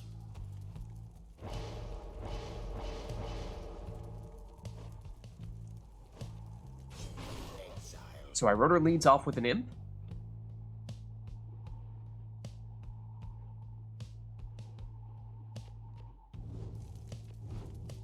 No, I'm not baiting you.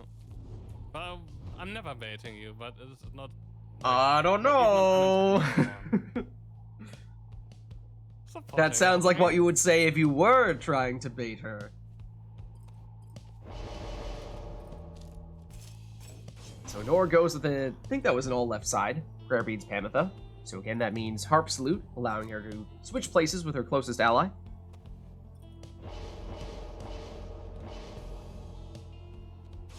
Then the meta quick throwing demon there.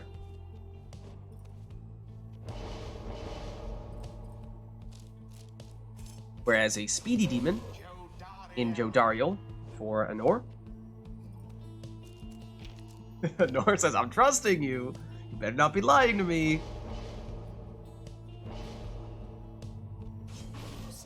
Full rekindling nutrition stick there for Palmas. And then Anor also going with her usual sap setup. In her case, it is Numbing Gust and 10 Rekindling on Nutrition Stick Volfred. And here we go. Now begin. Udariel. Banished all of them. Everyone down on Anor's side, but Pamitha now returns. And I rode her through the portal on the attack here. Has the speed and sets up this 30 damage throw. Your PC crashed when you refreshed. Darn. Volfred has the range on that Nutrition Stick Blink. For some reason, I was really expecting the throw. And then Anor does what Anor does best and plunges with the saps. Follows up with the plunge there with the demon as well. No prayer beads on Jody, so she's gone for this round, though. Anor waiting for the cast, but Iroder finds a way around it. Anor able to recover, though. Now Anor with Volfred. Will she find another way? Set up the Volfred score. This time does go for the throw, but Iroder able to intercept. Numbing Gust active here, so Iroder slowed down, but goes through the portal, which will give him infinite stamina. Just in time as Anor's exiles come back. Numbing Gust no longer active, but Anor able to fend off that attack. And Iroder able to fend off this attack. Once again, all of Anor's exiles banished, so Iroder slowed down by the Numbing Gust, waiting to not have it active, so we can go through that portal, jump, and head straight into the Pyre for 30. Anor back to full strength here, whereas Iroder with no Vispaleth after having plunged with her. Here's Jody for Anor. Gets the stamina back, but goes down. Volfred on the attack. But it's Iroder trying to counter here. Just with an imp. Now defenseless. Anor on the Pyre's doorstep, but Palmas quick enough to stop him. And the tricky thing here for Iroder is, after having plunged with Vispaleth, needs to find a way to score with either his imp or his sap, neither of whom are his strongest offensive characters. Might have an opportunity here. The orb close to Anor's Pyre. Anor first to it. Volfred. Banished. Iroder. Eyeing that portal, goes through it, gets infinite stamina when he does so. But Anor saw it coming. Anor using Jody as a meat shield, sacrificing her to help set up Pamitha, but alas, both of them go down, or well, all but Pamitha go down here. Now Pamitha banished. That leaves Anor defenseless until Jody returns here.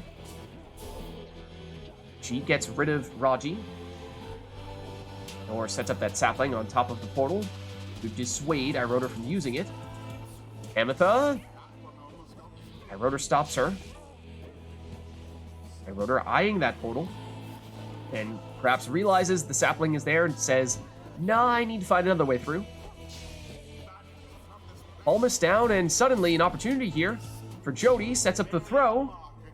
It is a little bit short here, or cut a little bit short here. Just 18 damage rather than the full 30.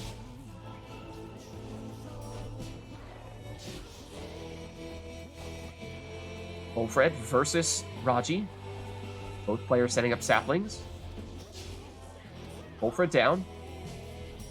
Vispaleth presses forward. Has the banishing throws. But Anor gets the orb back. Trying to knock people back with Jody's jump, but not able to do so against Raji. Volfred down, but it's Pamitha. That was the last of Anor's exiles, though. Jody returns just in time. She gets banished quickly thereafter. Volfred returns, but in doing so, allows Iroder to throw it once again, and that sets up the 30 damage score for him. Jody is blocked. Now banished. Iroder eyeing the portal, goes through it here, but loses Raji. Back with Anor. Pamitha. This time sacrificing Volfred to further her cause. Switches into Jody, but she gets banished. That means Nor with just Pamitha here to defend against a very quick Vizpaleth, using that infinite stamina, and it is a scary sight when you got those demon speed naturally like that. 27 damage, not quite the full 30 on that occasion. Speaking of demons with 30 damage, there's Jody, plunging and triggering Iroder's Rekindling, which is 50. So that means the second life bar is out. Whereas Anor still on her first, but Anor, of course, rocking just the 10 Rekindling, so a smaller second life bar for her. Wolfred, elusive here, gets the throw off for 10. That means 2 scores, maybe all that Anor needs here, depending on the strength of those scores. And Rotor, Vizpaleth, goes to the portal to get the infinite stamina, then looking to speed through, but can't find the right avenue to do so. Pamitha to Wolfred. Wolfred's throw gets this one in for 15, and that drops our order down to 25. And as this is his second life bar, does mean that specifically Jody, and also a full damage score from Wolfred would be enough. For Anor, Pamitha would need 2. I wrote her though, the one with the orb. Waiting to get Vizpaleth back. Now has her. Tries to get rid of Wolfred, does, but loses Vizpaleth in the process. Here comes Jody. She's dangerous. And there is the winning score.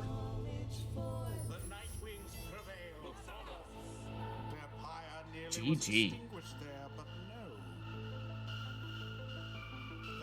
Oh, Amanda, you're back. Do you want to jump in? Hey Amanda, how's it going? Iroder was saying he's looking to switch out sometime soon, and if you're looking to get in, now could be a good time. Until the next rite.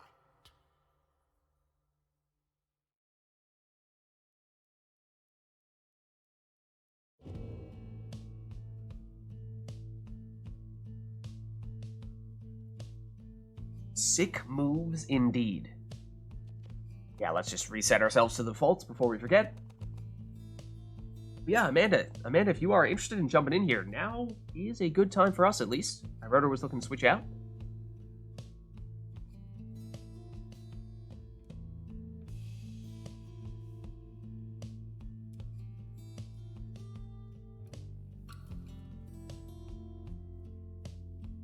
Otherwise, we heard Arumi was maybe gonna stop by soon, but not sure if he's returned just yet. And Renraku, how's it going? Hello to you too.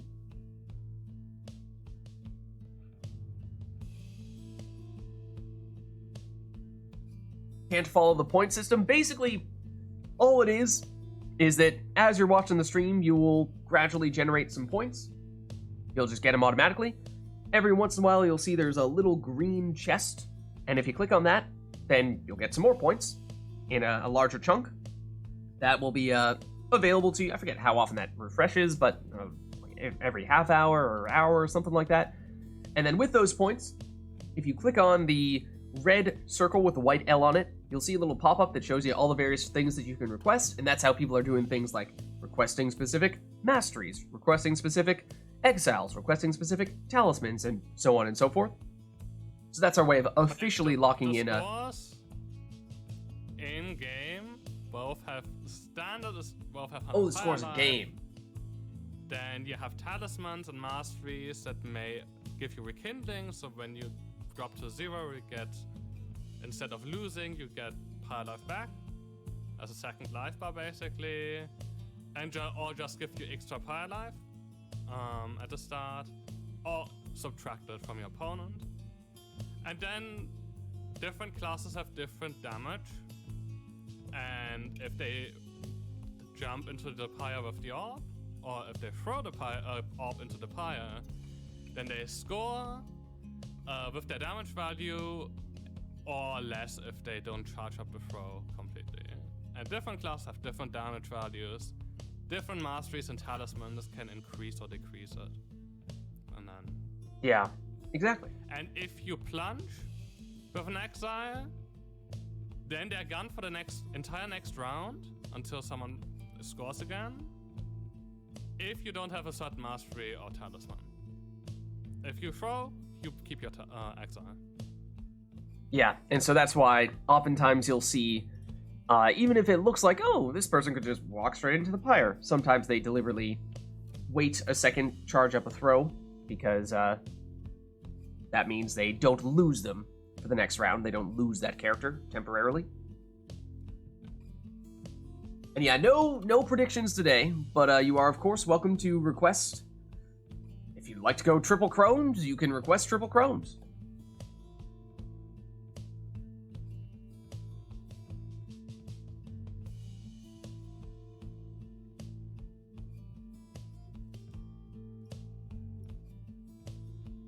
And sorry, Amanda, I got distracted by all that other stuff. Did you want to jump in now? Does that work for you?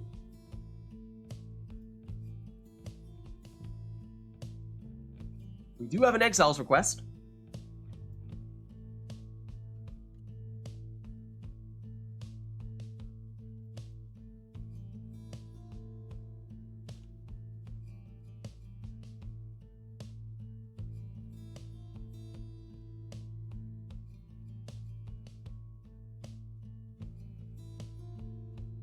Amanda says she's good in like 15 minutes. So, I wrote her, are you good for like 1 or 2 more matches, and then maybe we can get Amanda in for you? How does that sound? Does that still work for you? If not, I can jump in for a little bit. Whatever's best for you. I can continue. Okay, awesome. Awesome.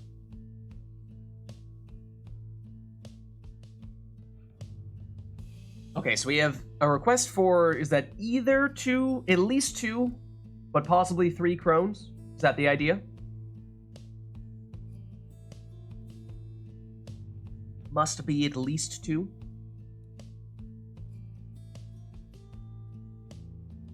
Am I interpreting that correctly? Okay, just to make this a bit more interesting.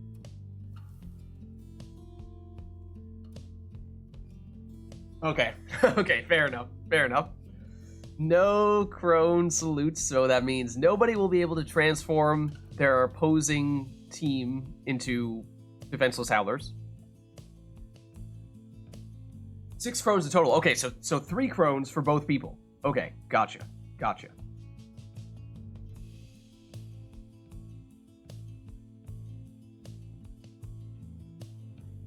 Yeah, I'm not sure what you're asking, Rookie. The 1-1 can only be even.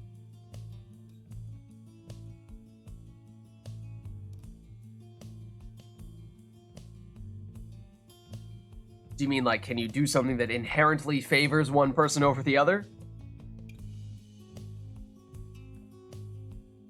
No idea how this mirror works, but we'll check it out.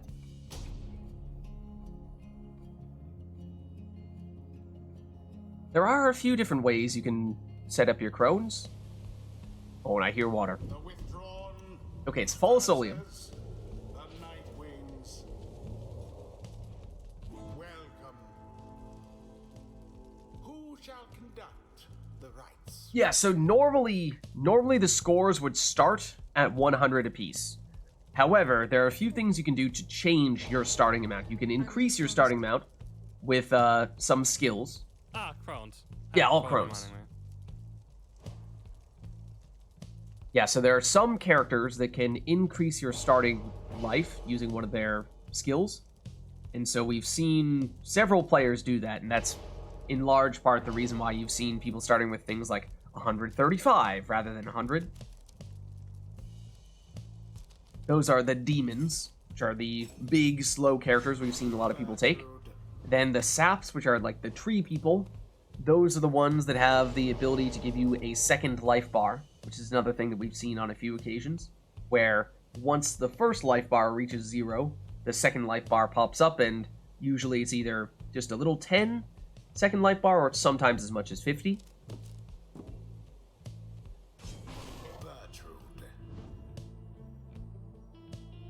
Oh, and yes, I believe...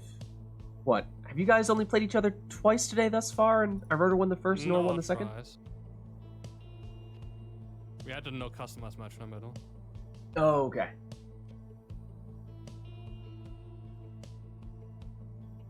I have this weird color, non-color stuff going on with the text. Do you see that as well? The text is a weird color?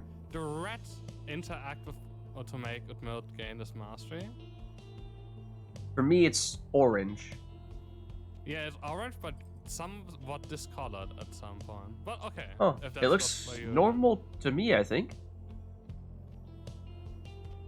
Doesn't matter. Let me try to not delay this any further and think about. I mean, I can what uninvite you, you want reinvite you if you'd again. like, if you think that helped. No, this is fine. Are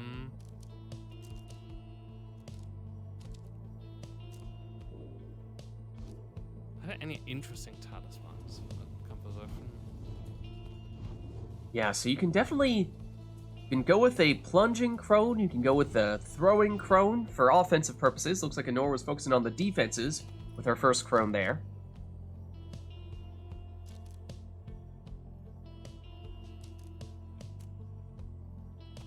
They are capable of packing quite a punch offensively.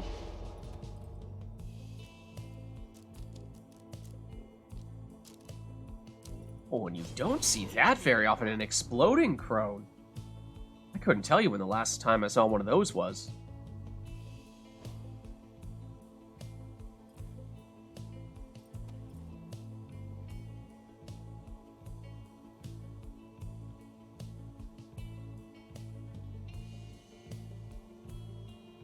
So we saw Nor take what was a defensive talisman with her first crone.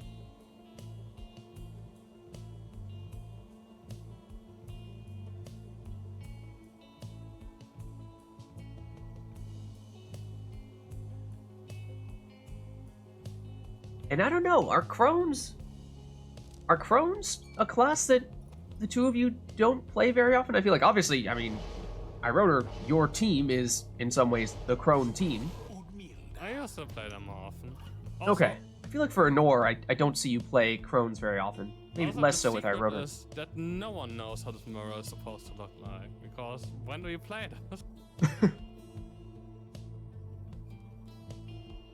Play it sometimes? Oh yeah, you use Birchroot every once in a while. That's true.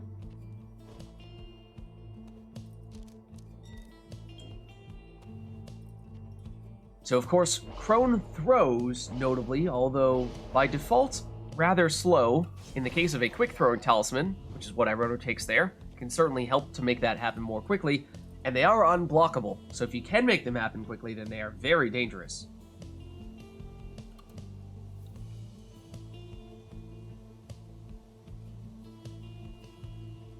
Arumi says he is back and able to swap when people are interested. I can swap out after this. Okay, awesome. So Arumi, if you are still interested and available once these two are done with this one, then that can work. Leaf would probably have been a smart idea. That's true. Ooh, I know we're going with, yeah, the 50% leech on that last prone there. So definitely some unusual talisman choices there. Both players taking a creative approach here. There's the exploding crone. Some things that you just tend not to see, and it is fitting that Rumi has returned, one of our resident crone experts. I'm curious to see what he has to say about these interesting crone strats. So it is Irotor first with the 25 damage crone throw. But Nora able to fend off that next attack. And on the counter here with Gertrude, though she goes down. And look at that leap. Straight into the Pyre for 30. Crones hit hard. And it is, at times, hard to defend against them. Certainly, aerially, they are not the best defenders. And so, Irotor taking advantage of that and jumping in once again.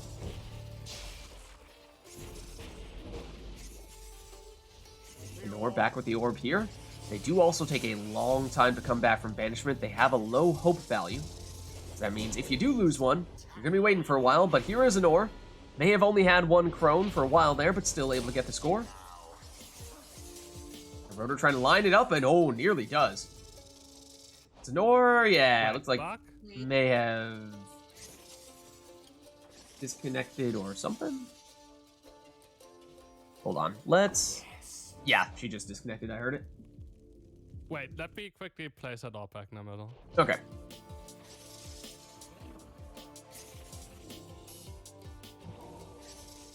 There you go. All right, let me see. I'm pretty sure Honor has disconnected here. Let's see if I can just resend her an invite, and hopefully it is not a persistent internet connection issue here. I'm not seeing anything in chat from her, which is a little concerning. No, I'm here. Okay, great. All right, perfect. Do you want me to give you guys a countdown? Yeah, sure. Okay, so I'll go back to the pause menu, and I'll do 3, 2, 1, go, and on go I'll hit resume. 3, 2, 1, go. Okay, so here comes Ironer. First the orb, but an orb able to banish. Gets the orb back. Just with Vorfret here, though, that's a little bit scary. What with her with just 15 Pyre life back, doesn't want to get caught without anyone back to defend. So needs to be mindful of that here. Gets rid of one of Ironer's attackers there, and it was the Exploding Crone. Ooh, that throw is unblockable, though. And it has enough on it for the winning score. Look at that speed on a table and Crash Crown. I'm going to play this more often. Victory it was. This is like a really The ceremony great feeling. is complete. Hello. GG. Yeah, and let me jump out. Thanks for the ride. No? Thanks for the rides. And I'll jump into the other chat and watch a bit. All right. Until the stars align. And Honor, are you good to stick around? Do you want to swap out as well? How are you feeling? Yeah, I will play a bit more. Okay. All right, so in that case, we're looking to switch out Ironer, and Honor will stick around for a little while longer. Arumi, if you are interested in jumping in here, we certainly could get you in.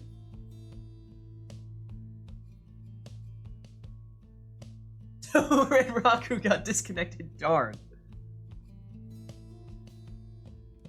Gonna need the timestamp. Darn.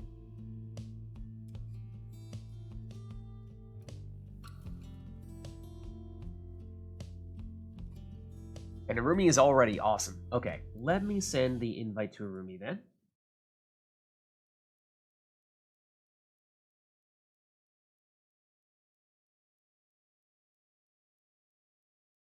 All right, invite sent. And Arumi, who would you like to be today? Feeling essency. Okay. Let me enter in your information. That is caps lock is what that is.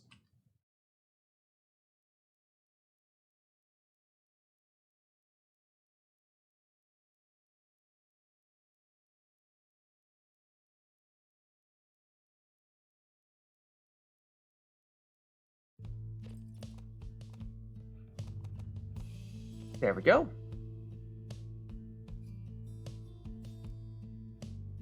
Yeah, that's true, though. It is weird.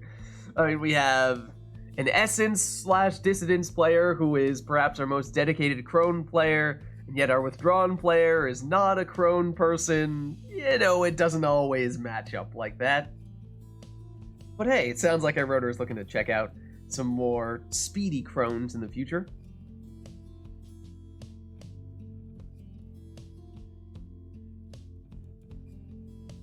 Alright, so, chat, let us know if there's anything you would like to see between these two. Of course, this will be Arumi's first match of the day, so if that means you want to give Arumi the chance to warm up a bit, that's up to you. If it means you want to just go full speed ahead, go straight into maximum chaos, then that's also up to you.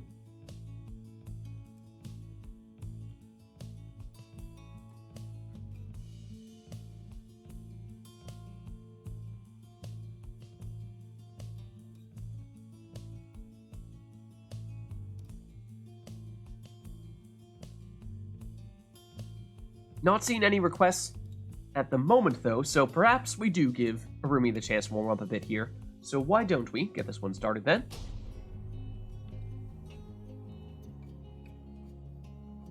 Yeah, is there such a thing as too much speed? Some would say no. some would say at times it can get uncontrollable if you're going too fast. Alright, we're back at the Pit of Melith. No requests here, so you are free to take whatever you'd like.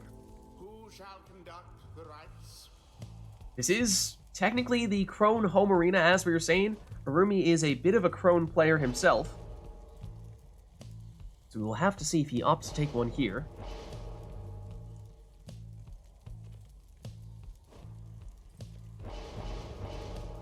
Oh, just messing with our heads there. Starting to set up a demon.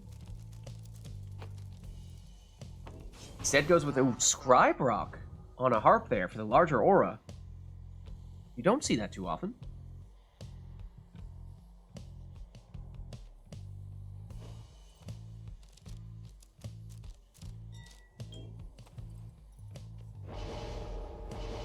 Okay, but it is Anor continuing with the Crone theme and takes one of the rings there, which gives her a small stat boost, but assuming that she also takes the second ring on someone else, then she will get infinite stamina for a certain amount of time at the start of a round with those exiles, so presumably we'll see her do that soon.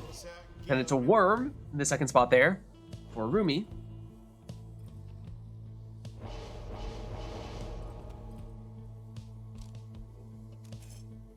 Then Anor with a webbed Lanthorn Tizo, so defensive option there. Presumably means that third and final exile for Anor will be the one that has the second ring.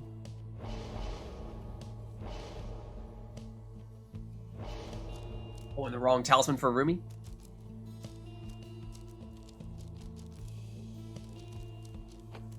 It doesn't matter, just make you go even faster. Alright, no worries. Alright, then, ooh, a Titan Tooth on Tizo there, so stunning anyone that Tizo jumps into. As we were saying, we are expecting to see the second ring for Anor, and you could tell Anor was thinking about, okay, so if Bertrude has one ring, do I give the second one to Udmilda or Vorfric? Who is Bertrude's significant other? Apparently, it's Udmilda. It is Rumi here with Gilman. Speeds past and throws this one in for a quick 8 damage throw to get things started. Anor can't avoid banishment there with one of her crones. Second one down as well, that leaves her with just Tizo, but of course he is in many ways her dedicated defender. Well, Rumi nearly finds a way past him though, but Anor able to stop him. Bertrude's back. Oh, and going for the off-the-wall jumps. Okay, keep a close eye out for that. Of course, in this arena, it is small enough, and the walls are close enough to the pyre, that you can both throw it off the wall into the pyre, and in some cases even jump off the wall and into the pyre, as we see Arumi throw it in there.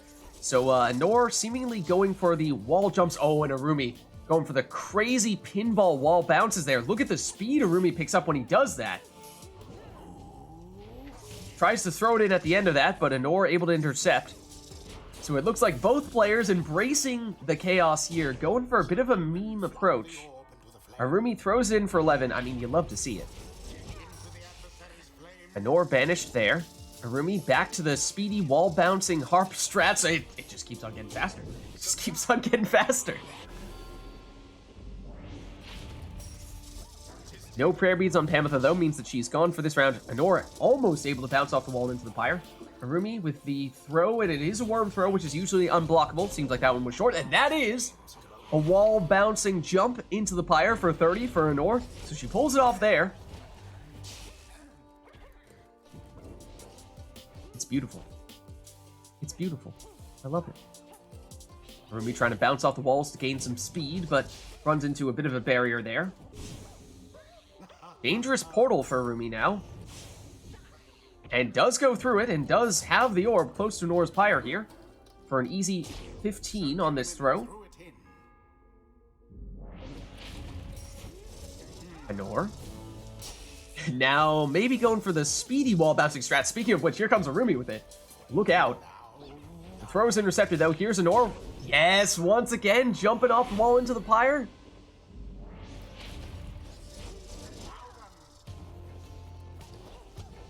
Anor. Back to Bertrude. She's banished. Tizo brings her back. Here she is. Tizo now on the attack. Back to Bertrude. Has time. And Anor takes the safe approach there, opts to throw it in instead for 30. That drops Arumi down to 10, which means one more score, likely all that Anor needs here. The question being, of course, does Anor go with any old score like the throw we just saw, or does she try to go for another wall-bouncing jump? Only time will tell. Now she's just flying over those worm casts, waiting until she gets a crone back in. Here is a crone. Does go for the wall jump there. Looked like she might not have quite had enough range on that one. Arumi, though, with an opening gear, throws this one in for 20. That drops Anor down to 11, which means both players capable of finishing things here with one more score. So a sudden death match of sorts. Oh, and Arumi nearly pinballs into the Pyre. Of course, the question is not who scores to finish things, it's who scores with style to finish things. Anor not able to do the wall bouncing jump and instead hop straight in for the winning score. And that is why that is probably my favorite arena. The rite is ended. GG. Well played, you two. And gotta love it when they embrace the memes. Till the next rite.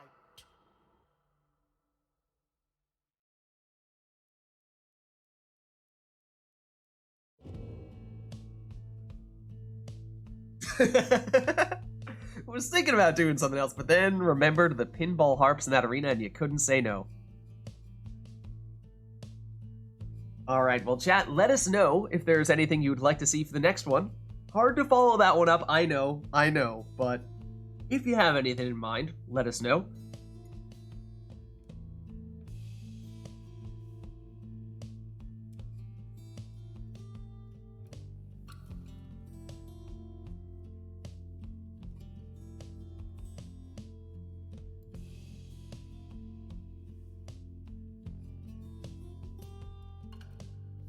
Flutterfly. Okay. Let's do it. So we have a song.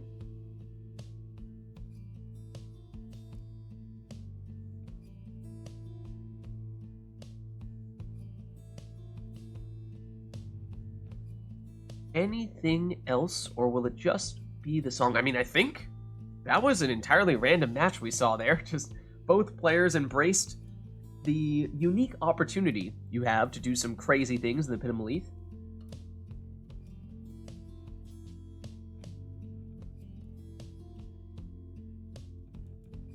Gonna feel odd with such a happy, upbeat song for the next rite. Well, we'll see. We'll see. Alright, let's get this one started then. We have the song, but other than that, you guys are free to take whatever you'd like.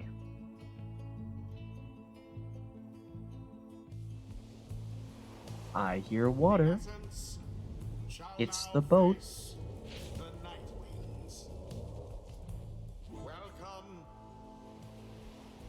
Who shall conduct the rites? Alright, so we go from one meme arena to another. This one, of course, with the crazy boat black magic physics.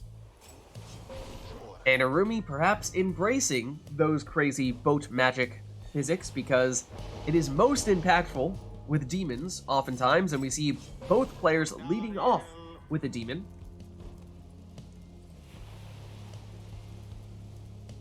Boat magic for the win. Exactly. Exactly what I want to hear.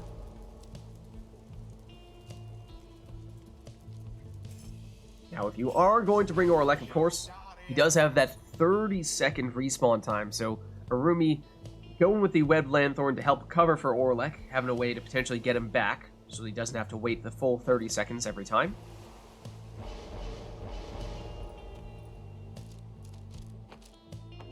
Anor taking a different approach, going with increasing his hope.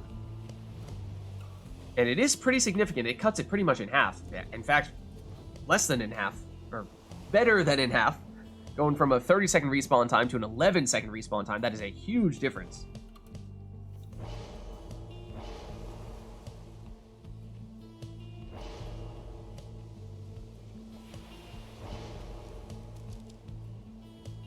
No fair. What is this? This is not a demon. This is not a Titan Tooth as well? The nerve. The nerve. Who invited the fun police? I certainly didn't. Here we are. Everyone says they're gonna take some demons on the boat to jump the entire length of the arena, and then Arumi comes in and says, I'm gonna stun people that I jump into instead. Well, here is Arumi jumping in to get things started. Whoa, if Anor had the orb there. Oh, man. Well, Anor does have it now. And leaps in for 25 with Orlek.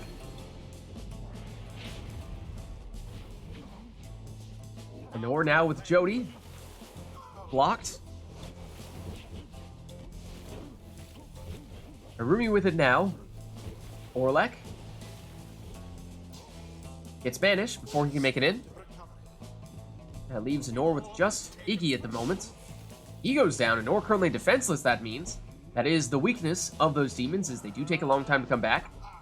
Even demons other than Orlek. That's 25 damage from the throw from Orlek. This is Anor's Orlek here, working against, well, Arumi's Orlek. He gets banished as well. Now, Arumi did not increase, or improve, the respawn time for Orlek. Instead, went the Webbed Lanthorn approach and did get a banishment to bring Orlek back. Whereas Anor gets Orlek back the old-fashioned way. Anor on the attack here and seemingly jumped backwards, only to then subsequently jump forward. And now makes it in for both 30 damage and 15 leech, for a net 45-point score. Anor, big airtime there. Lots of height on the jump, but did not make it in. Here is the Fun Police. Anor able to intercept the throw. But Arumi banishes one of Anor's exiles, then Anor gets Orlek back and banishes the Fun Police.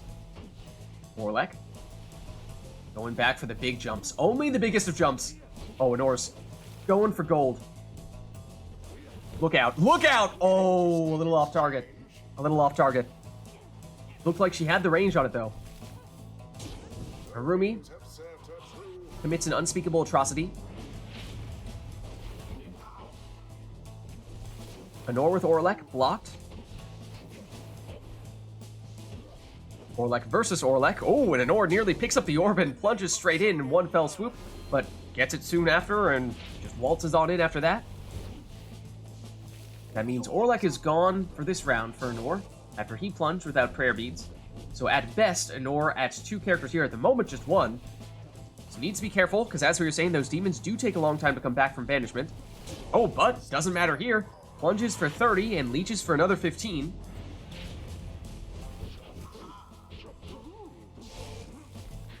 This time it's Anor's Orlek that wins out. Retreats. Trying to line up the big jump. Oh, doesn't quite have the ups that time. But knocks back the defenders. Arumi able to slow Anor down, though, yet she still has it. And somehow still has it even now. Now retreats and perhaps is once again looking for the biggest of jumps. Not quite this time.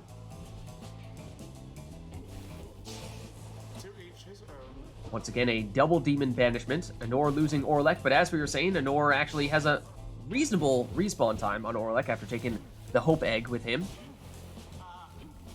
Fun Police doing its thing once again, although Anor able to slow Arumi down once again, though, the stun from Titan Tooth. Orlek expressing his frustration with the uncalled for Titan Tooth selection. Orlek banished this time for Anor. As is Jody. That leaves only Ignarius for Anor. Now he goes down. That means Anor defenseless here. Till she gets Orlek back. Not often he's the one coming to the rescue after respawning in time to stop a attacker. Now Anor lines up what could be a big jump here. Nah, not enough on that one, unfortunately. Going for the full arena. Gotta get a good wind up. Going for it. Ooh, different trajectory that time. Now banishes the last of Arumi's defenders. Has the free score if she wants it, but she says, no, I only score in style. Will not accept your scraps. Once again, Harumi defenseless here, but Anor says, I will only score if I am getting a full arena slam dunk. You gotta expect it. Or you gotta respect it. Harumi just dares Anor to do it. Anor says, alright, if you insist. GG. GG. Dare I say, justice was served. The rite is complete.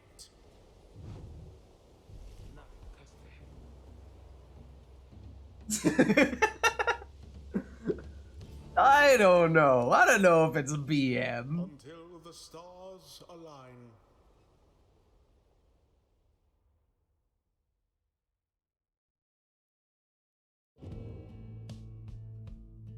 So they were on the boat, and the boat has some crazy physics where you saw those little puddles that they were jumping over. Whenever they did that with a demon character, the demons have this inexplicable thing where they kind of just get another jump. Like their jump just gets doubled in height and distance. And so that's why you saw sometimes people deliberately backing up with their demons when they had the orb, and then jumping over one puddle, then trying to jump over all of the other puddles to just get increasingly long airtime. And the goal was to make it so you could jump the entire length of the arena, which is possible. It is possible to jump the entire length of the arena and go straight into the opponent's pyre, which is amazing when you pull it off. But then Harumi had the nerve to take a non-demon when it seemed as though both players had agreed that they were all going to go with demons. Harumi took a non-demon and took a talisman that stunned anyone that he jumped into. Very clearly anti-fun, hence fun police. Mine win back mine. Oh, okay, that's going to be a Tariq bot request in that case. Let us turn off the in-game music here. I did see Amanda was saying she is now available if anyone would like to just check in with... I know, Harumi, you came in relatively recently, and Nor, I don't know if you're looking to stick around, if you feel like you want to swap out somewhat soon. We do have someone who is able to jump in if you are looking to take a break. In the meantime, let me set up Tariq bot here.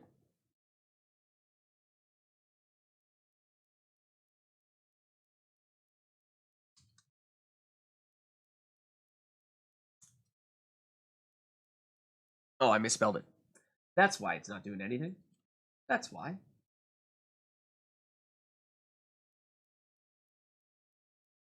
Oh, also I need to say play this. Right. Right. I swear I know how to spell. I swear.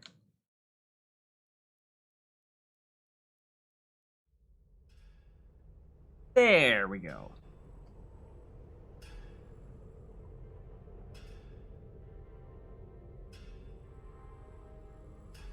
Alright, Nora is up for a couple more, then she's looking to swap out. Okay, how's that sound for you, Amanda? Does that work on your end? Rumi says, I didn't know we agreed. Oh, the whole... Oh, what? Hold on. What was the phrasing that you both used? Hold on. Let's check the chat log. Let's check the chat logs here real quick. Hold on. I believe we have Boat Magic for the win, Harumi. Anor, Boat Magic for the win. Then, immediately after that, Harumi takes a harp. Hey, hold on, that was not part of the agreement. That's not fair.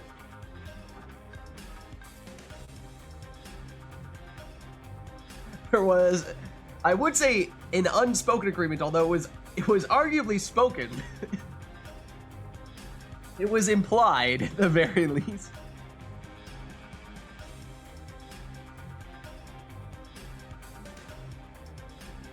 Oh, you think maybe it might be time for the rock doggo?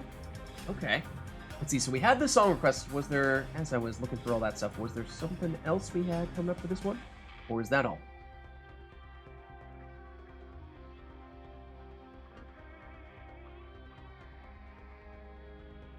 Looks like that's all. So we've got the song, but other than that, we'll have both players taking whatever they want to take. So let's get going.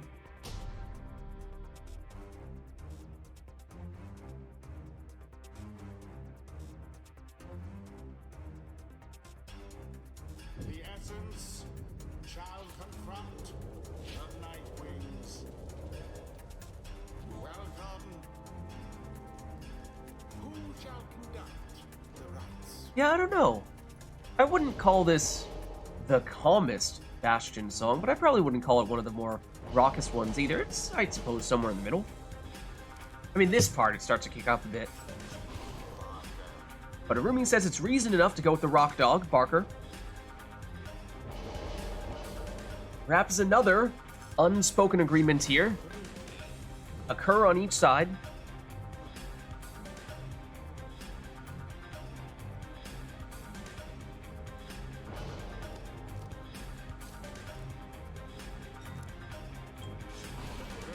And a second cur for Arumi.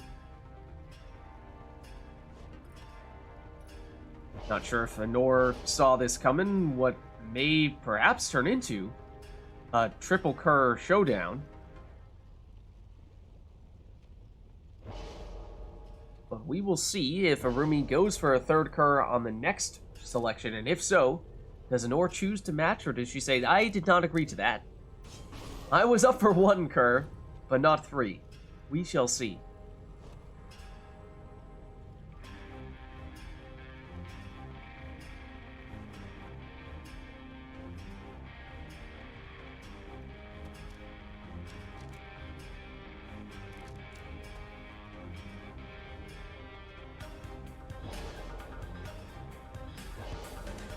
Unleash the boys. Who let the dogs out? Arumi's going triple cur. Will Anor match?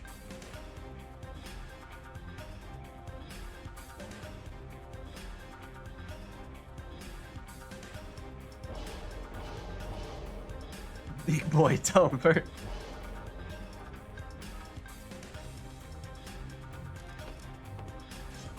And there we go. Yes, indeed, it is triple curs both sides.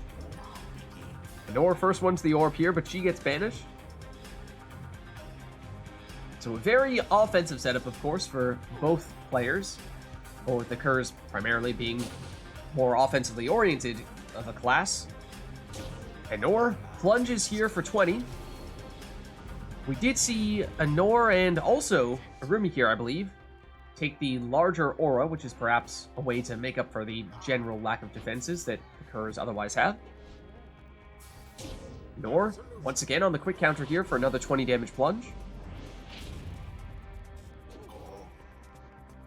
This time Arumi on the attack, and Anor just holding her position here. Intercepts the throw and is now on the move. Which cur will it be, though? One goes down, now two go down. Okay, well now it is just Barker. Gets Dalbert back. Of course, this is one big difference between many of the other showdowns we were seeing previously. The curs come back pretty darn quickly from banishment, so not going to see a lot of times in which everyone is going to be banished on one side of the field. So there probably aren't going to be very many free opportunities to score in that sense. Unlike, say, when we were doing a bunch of demons or crones, who are on the other end of the spectrum when it comes to how much hope they have. Oh, Anor saw an opening there, but Arumi was quick enough to cover it. Oh, and speaking of, Arumi had someone hanging out near the pyre. Does about 3 circles around the pyre and then throws it in for a quick 8 damage. Arumi stops Anor there and then just walks it on in this time. No jumps for 20 damage. Anor moves in, passes it back, then back over to her most advanced of curs, but Ruki goes down. Now Arumi on the attack, intercepted. Anor thinks about the counter. And back over to Ruki once Arumi commits, giving Ruki an opening.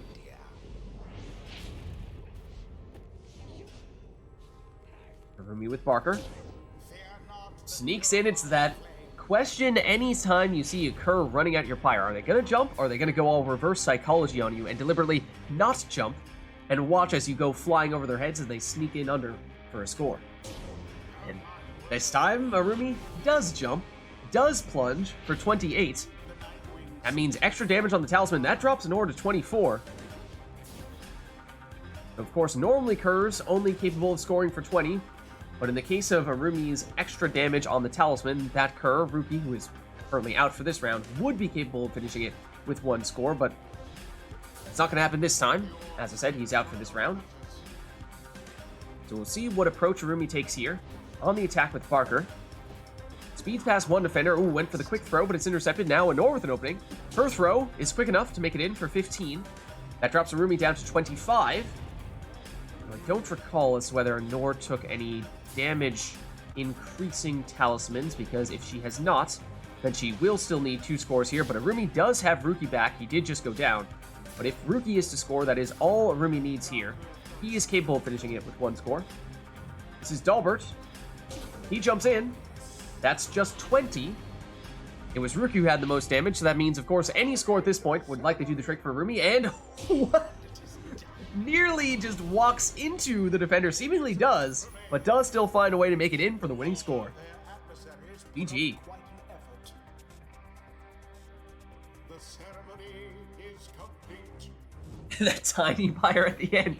It's like, hold on, where do I actually need to go to trigger this thing? But Arumi does find the way in for the winning score. And Barker, fittingly enough, is the person to get it. Until the next round.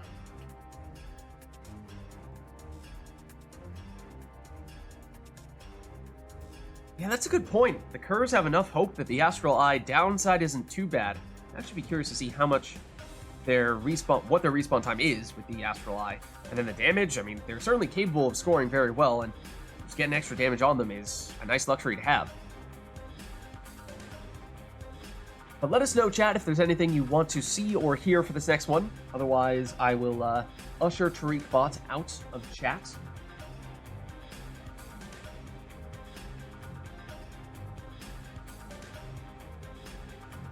Also playable on Harps and Worms? Yeah. I think we've seen... I feel like Worms are the exiles we see people taking on most often.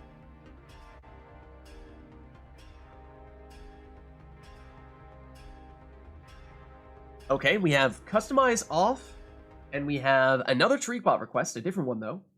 Hold on, perfect timing, perfect timing! Oh, I'm not gonna be quick enough, not gonna be quick enough. Hold on, that counts, that still counts, that still counts. That was the end of the song, that counts. Okay, Mother, I'm here. I got it, Arumi, don't worry. Oh, let's see. Don't worry. Might need to turn this one up a little bit. One's a little bit quieter.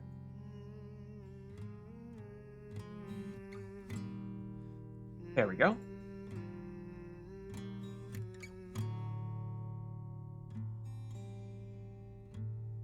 Gonna get all my saps on Customize off, and then Nor says, alright, I'll take them. No way of knowing, of course, but with our song and Customize turned off, that is just about everything for this one, so let's get going here. We shall see what we end up with. Again, of course, it means random exiles, masteries, and talismans, and we won't even get to see what they are in advance, so it'll be a bit of a guessing game at the beginning of the match. So here we go. Clouds are making way for me. I'm coming. The essence. Okay, it's the Ridge of Gold, and on Arumi's side it is a Harp. I think that's a Nomad and a Kerr. On a Nor's side, I think that's a Savage, a Harp, and a Worm. 2 relatively well-rounded teams here. It's a Nor first, plunging with her Savage. That was Gareth. He did not have Prayer Bead, so he's gone for this round. A Nor with Zoxiana, perhaps waiting to get Deluge back. Here he is. Deluge, no salute. A Nor checking that out, but plunges here with Zoxiana for 20. She doesn't have Prayer Bead, so now she's out for this round, but Gareth is back. He does have the Savage Salute, which means that he can teleport to the orb, as we were seeing there. Arumi with Tamitha. Blocked and banished. Infernal Bloom. You don't see that too often. quick 16 damage throw, not the full 20 there from Anor. Teleports the orb once again.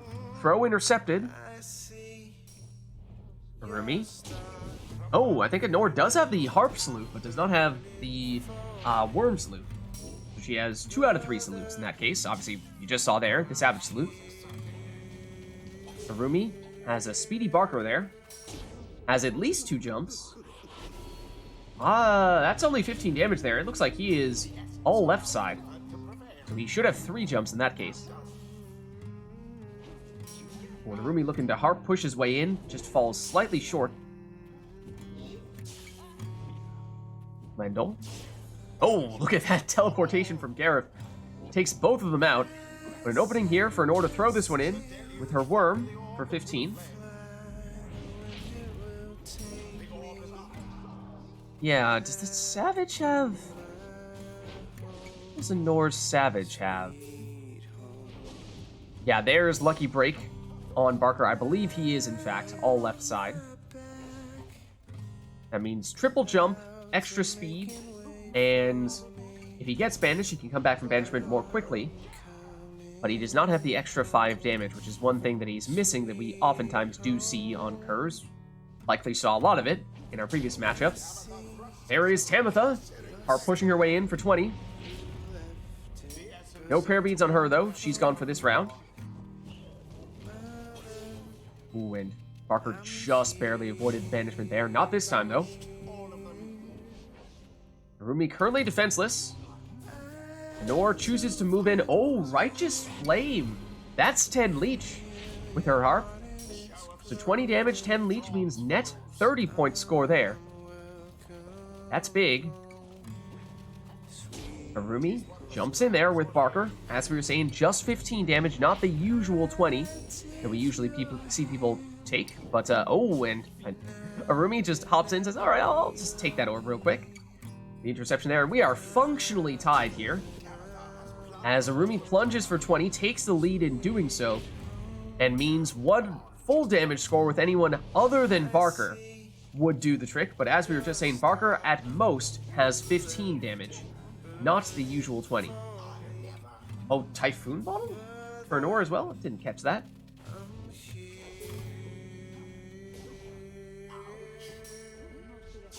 Or maybe I'm just so used to seeing Anor with Numbing Gust that I didn't think much of it. Even though she obviously doesn't have her usual Bullfriend to set that up. Anor with Saxiana, waiting for the right moments. But blocked. Oh, switches into her worm. The worm goes down. Lendl. Barker. Remember, Barker, the only one for Rumi that does not have enough damage here. He drops Anor to 5. And it means Rumi is without Barker for this round. But of course, any score at this point would do it for Rumi. Doesn't matter who it is, and there it is. It's the harp. GG.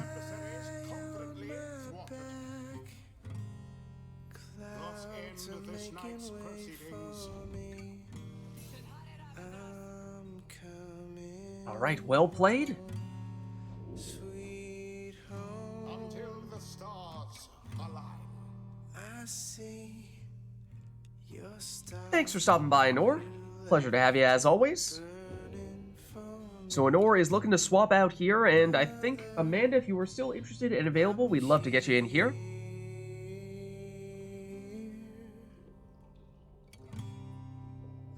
And Arumi, just to check in with you, are you good to stick around as well? Do you also want to swap out?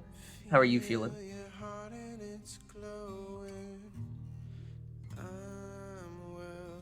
Arumi's all good. Nice. Hello. Hey Amanda, how are you? Hi, doing pretty well. How are you? Doing all right. Just turn customize off before I forget, and then let me send you the invite here.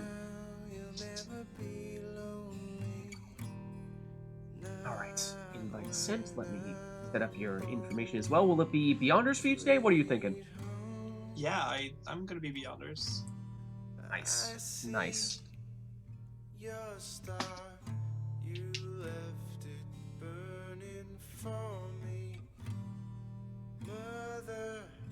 There we go.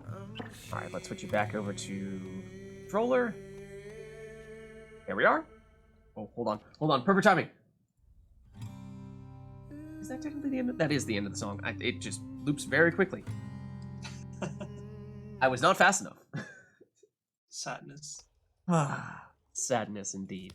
All right, we'll turn back on the in-game music, unless, of course, you guys have other specific song requests you'd like, including but not limited to Tariq bot requests. Thanks for stopping by, Rookie. Good to see ya.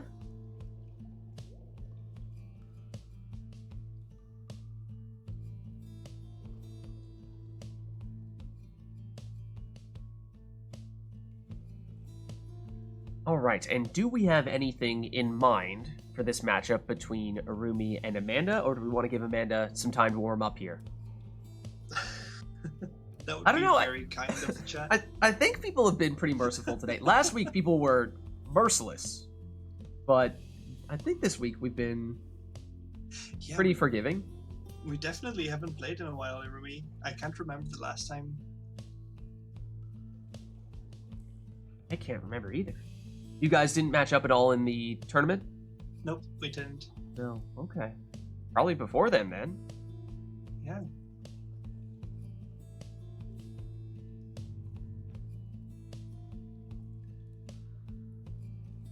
Alright, well, not seeing anything from chat, so why don't we, in that case, give these two, or most significantly, Amanda, a chance to warm up here for her first match, so let's hop in. I haven't played since the last RITE Night for me, which is 2 weeks. Ah, don't worry about it. You'll I'll be be fine. fine. You'll be fine. Oh, Look, it's your home arena. nice. Welcome. Alright, so no I do like requests. the book. You can take whatever you want. Who shall conduct the rites? I feel like the book is a very divisive arena. Some people love it, some people hate it. I feel like the boat is worse than that. The boat definitely as well. Yeah.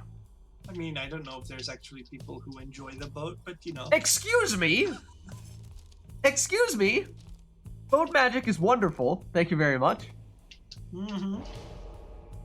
There is a keyboard in my screen. Wait, what? What is this? Huh? Are you seeing this, or is it just me? I am seeing what I usually see. I don't see anything out of the ordinary. There's like a keyboard appearing in my screen. What? I have no idea what you're talking about. Wait, here. Here, I made a screenshot. I'll send it in the in. Wait, what? What is this? I'll send Oh, it dear. in voice text. Okay. Amanda is What is experiencing this? some kind of curse. Hold on. Let's take a look. What? What is this? I don't know I've what never this had that is. before. I do not know what this is. I cannot explain.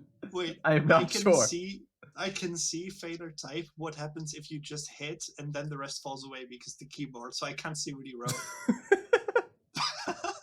Just hit what?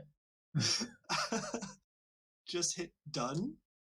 Yeah, but I can't click the keyboard anyway, shape or form. Oh, there. Okay, I tabbed out to show that, and then I tabbed back in. Apparently it's gone now, I guess. I can't say how it showed up in the first place, so I have no idea if it will return. No, I think it was me. It's on my end. It's fixed now, thanks. Okay. Just keeping us on our toes, you know? Is that a Steam thing, or I've never had I that have no before. idea.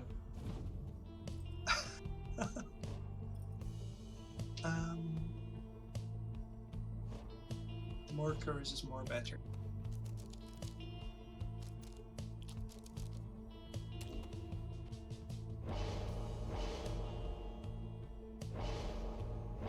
My brother says it's a controller thing.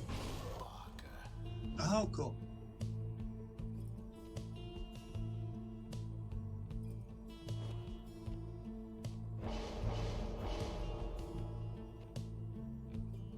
Alright, so in the meantime, we have seen Arumi take Snadra, Udmilda, so a crone, a nomad, and now an imp. Amanda has gone double cur, make it triple cur. believe we've seen her take both leeching talismans and now the additional starting Pyre life. So here we go. The first matchup between Arumi and Amanda in what? a very long time. This is a visual bug. What is going on? I'm not doing anything. I can just move, I can switch. It's just a visual bug. Wait, what? What is happening, Amanda? I'm cursed. I'm literally cursed today. I don't know what it is. I apologize. What's up, Axiom? How are you? Good to see you. How have you been? The flames of freedom. What's going on? Amanda is apparently experiencing numerous curses. Minor cursage. First, random keyboards showing up on top of 50% of her screen. Now, I'm not even sure what this latest visual bug is, but apparently Pyre is not done with her yet. Yeah, I'll unplug and replug after this raid. Okay. Well, not stopping her from speeding ahead with all those curves. And as we were saying, she did take Leech on 2 out of 3 of those curves. So she can get some of that Pyre life back. Meanwhile, Rumi has those huge Snadra power casts to get rid of some of those curves.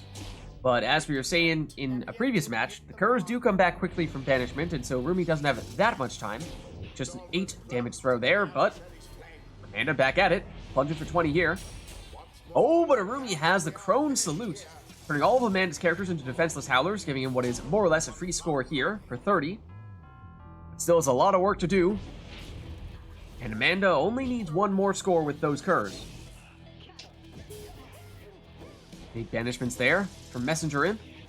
That throw from Rumi should be unblockable.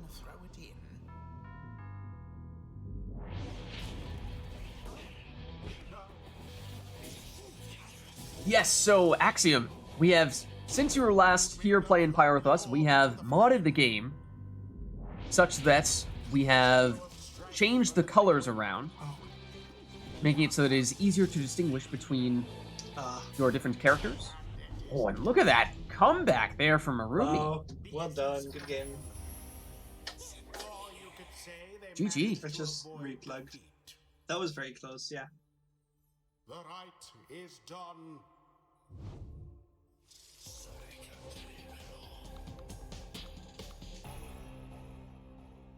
Yeah, Axiom, I can't remember. We have done a few rounds of mods here. I can't remember which, if any of them, you have already seen. Most recent ones were the ones that changed characters' colors, so that your entire team has the colors of your own triumvirate, but if you have numerous exiles of the same class, the color changes so that you can distinguish between those 2 or 3. But we also, earlier, a while before that, we modded in some additional characters that are not in the starting Pyre multiplayer versus mode, but we added them in because you see them in the campaign, and it allows people to say, do something like choose 3 crones, which you otherwise would not be able to do because there are only 2 crones to begin with, or 3 saps because you would usually only be able to do a maximum of 2, and stuff like that.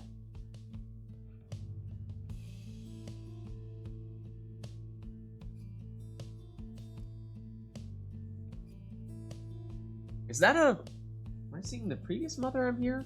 Was that another mother? No, it's a new one. That's a new one, okay. Am I going crazy? Am I experiencing deja vu right now? The answer to one of those things is yes. The answer to the other one is no. I'll let you choose which is which.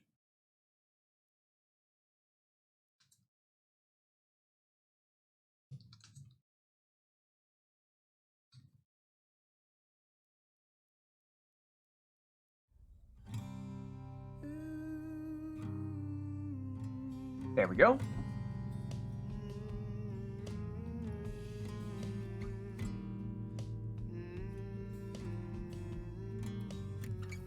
Imagine your aura is only in that line that connects the characters. Ooh, and then your opponent can just easily jump over it, because, I mean, you can't jump to block them in that case, right? Don't I know. forget to turn off the in-game music. Oh, yes. Thank you for the reminder. Sweet home. Lie on my back. Clouds are making way for me. Alright, so we've got the song. Anything else we'd like to see here? Make sure I'm not missing anything in chat. I see your star. You left it burning for me. Mother, I'm here.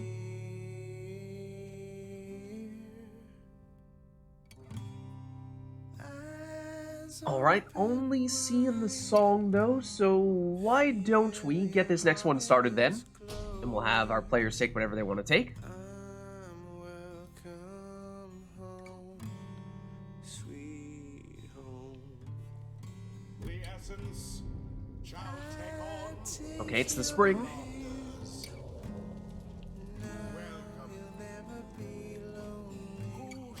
And no requests, as I was saying, other than the song, so you're free to take whatever you want.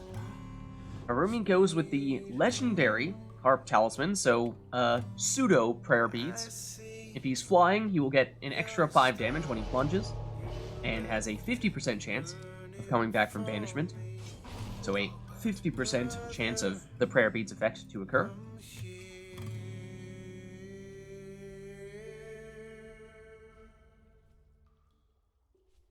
Anda starts off with another Cur. Yeah, Star Splinter on the Cur this time. Speaking of Star Splinter,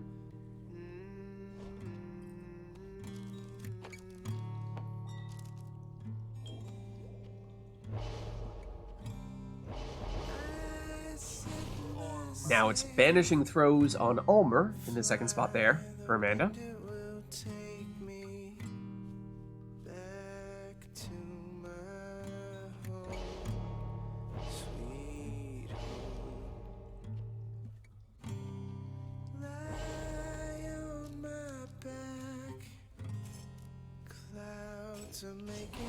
And Webbed Lanthorn on Manly in the last spot there for Arumi. Sweet home. I see your star. You left it burning for me. Mother. And quarterback Manly in the last spot there for Amanda. So here we go. Amanda first to the orb with her quick Curs. Arumi gets it back here. Can't find a way around Ulmer though. He banishes with his throw. Banishes with his cast. The orb bounces out and in some ways does Amanda a favor there, going over to Ulmer. Banishes another defender with the throw and then follows up, throwing it in for 20 damage. Amanda plunging here with Dalbert for 15. So notably means that Amanda did not take the first mastery on the right side of the tree, which would have given her an additional 5 damage there. Ulmer for Rumi this time, and that is a quick 20 damage throw. Amanda, yeah, I think was planning to go the throwing route with Dalbert there. Saw the quick throw from her, but that's intercepted, and Arumi quickly counters with a 20 damage throw of his own. I am not sure what that was, but you probably heard that.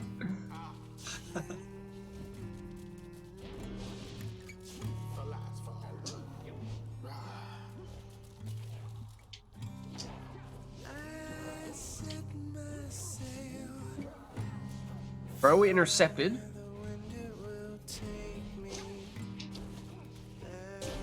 And Rumi works his way around into the Pyre there. Has the 5 extra damage from Triestis Bloom and has the 50% chance of the Prayer Beads effect proccing, but it does not proc here. That means that Ametha is out for this round.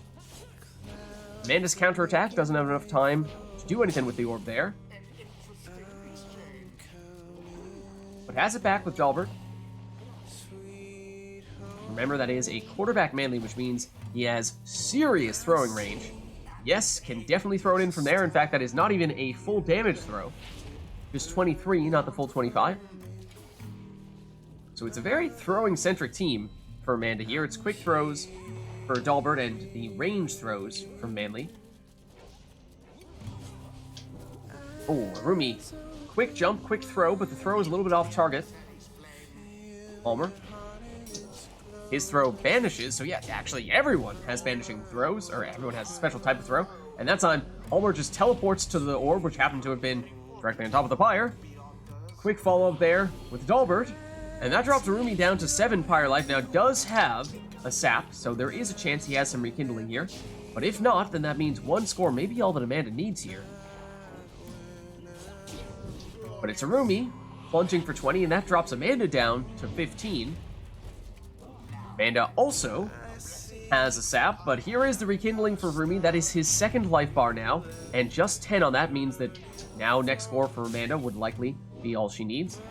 Whereas Rumi is still looking at Amanda's 1st life bar, but triggers the rekindling for Amanda, and that means we are tied at 10 apiece. 2nd life bar's next score will win, and there it is. Good game. GG.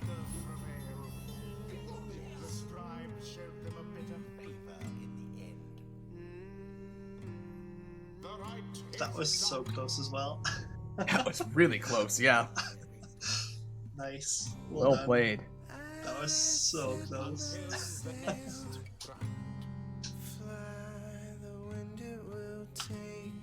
Rumi with the voluntary sap choice. Yeah, I When was we- very surprised because like L4 and R4 on steps are just so good. I was so surprised to see you not take either of those. So numbing gust or full rekindling.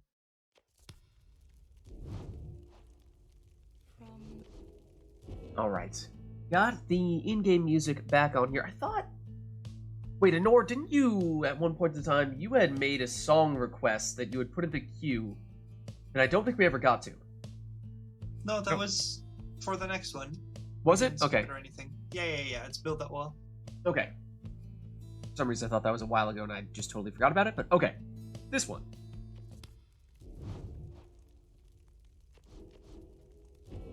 Let me get Tariq Bot back in that case.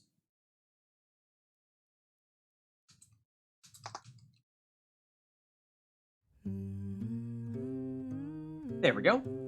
Alright. So we have the song. Anything else we want for this one?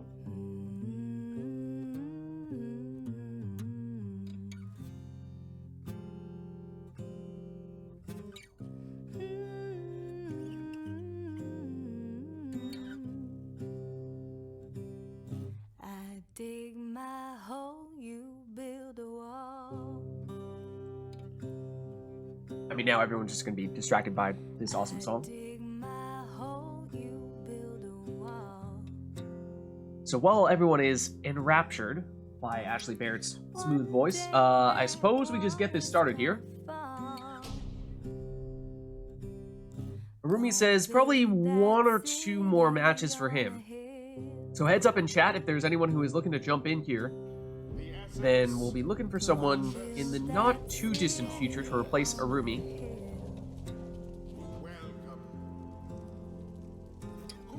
Someday those tears are gonna spill. Sailor? Hold on, that doesn't sound quite right.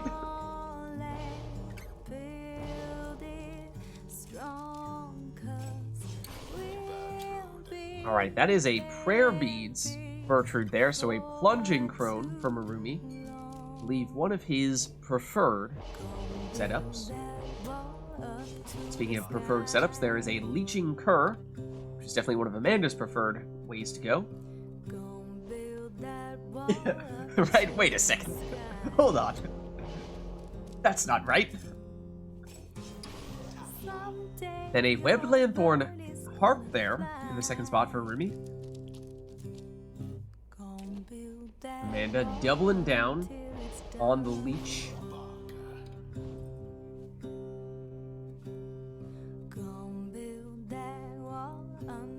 it's done. But now you've got nowhere to run. Then a Titan Tooth Messenger Imp, so he will stun anyone that he flies into. In the last spot for Rumi.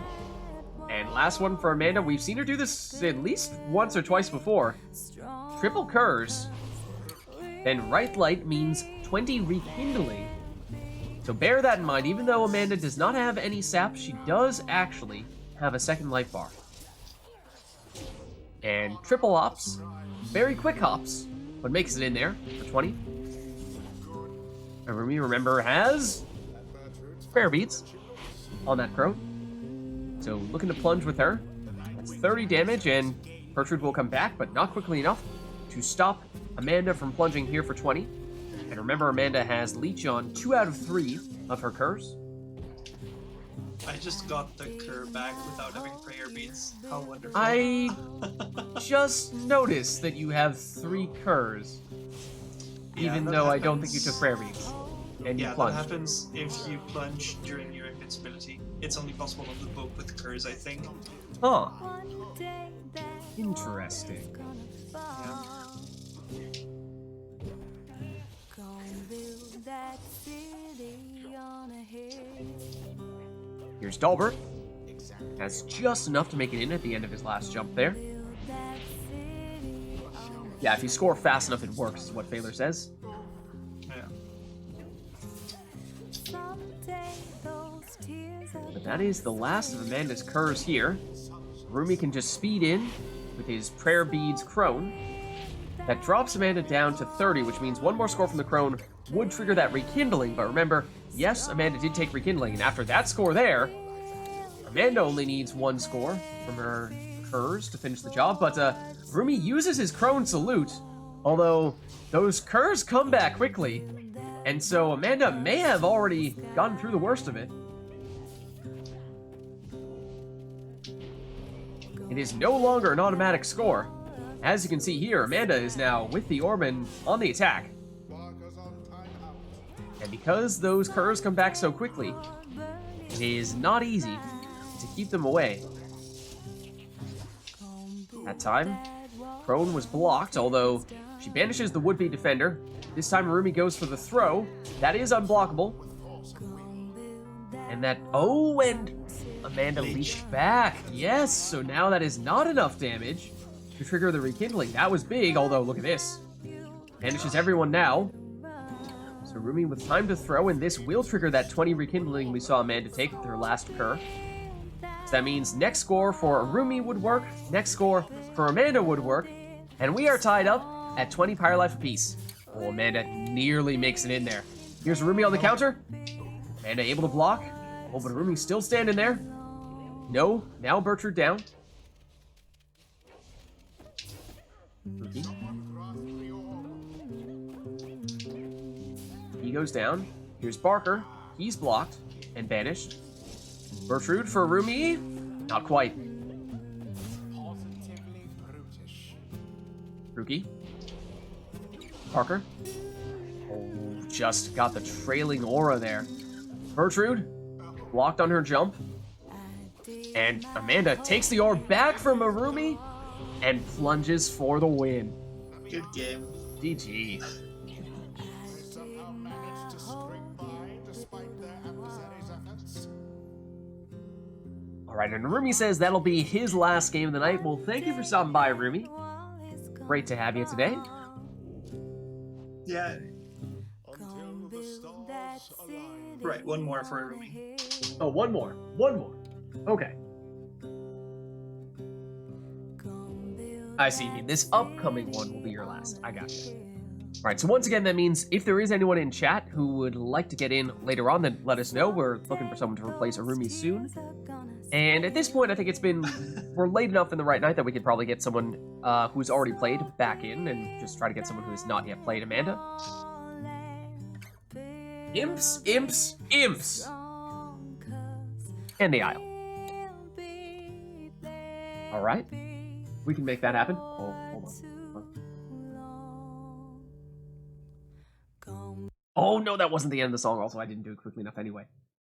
But Can I do this. Ooh, last words. Can I turn customize off for triple imp? Irumi requested triple imp. Can we do that with random masteries and talismans? I don't think that's possible. I don't think it is. I think. Oh, okay. Because I think as soon as you turn customize off, you're just going to randomly get Right. everything. Yeah. There's no Okay, way of fair. locking in the imps, unfortunately. Yeah, no, just ignore it then. I wish. Exactly. Get this song going. What is last words? That's Hades one, right? Cool. Ah, yeah. This one. I know exactly which character that is. Well, Yeah. yeah, okay. Yeah, for me, it's the same thing for me with Hades. It's like, I don't know them by name, the songs. But as soon as I hear them, like, oh, yes, I remember exactly when you hear this. I don't know how many characters there are with a specific own theme. Maybe like between 10 and 20? That's a good question. It's also been so long since I last played Hades. 28. But are there 28 with their own specific theme and or? Like, they all the gods and goddesses have a little sound effect that's unique to them. I know that. Right. But yeah, do they have an those actual sound effects. song? Yeah, exactly. I mean, some of them must, for sure, but I don't think all of them do. Wait, Arumi, what is this? Why are there numbers? I didn't ask for this.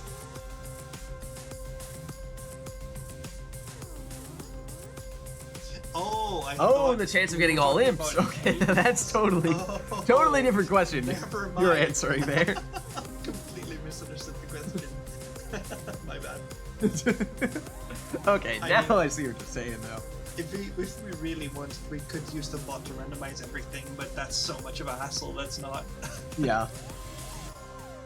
Well, yeah, it's hard to do the bot to randomize masteries. I don't even know if we have that Yeah, ability. it's even if it was possible, it's so much of a hassle. Let's just go. All right, let's do it. So it's all imps. Isla Kalimer, we got the song ready to go. Let's get started.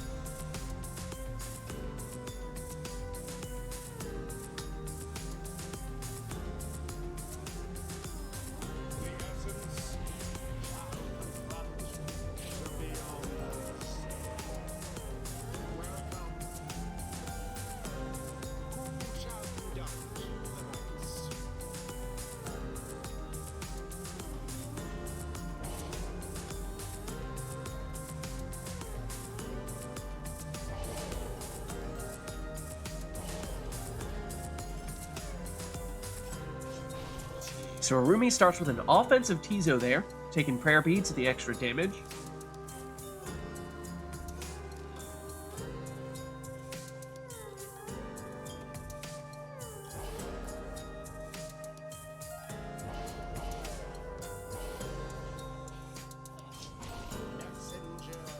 Whereas Amanda takes one of the rings, setting up infinite stamina, assuming she takes the other one at some points as well.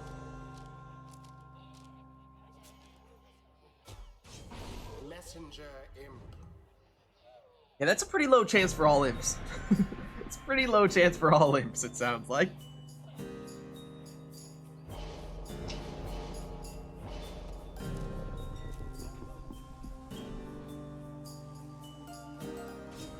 And it is a quick throwing Tizo there for Amanda in the second spot.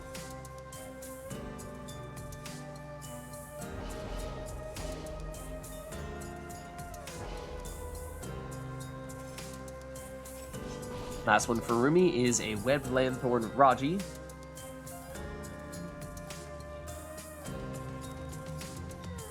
Whereas for Amanda, she still needs that second ring, so here it will go. And here we go. Triple Imp at the Isle, it's a classic. Well, Rumi actually took the Imp Salute. Oh, man. So he is able to transform into a Howler at will, if he would like to.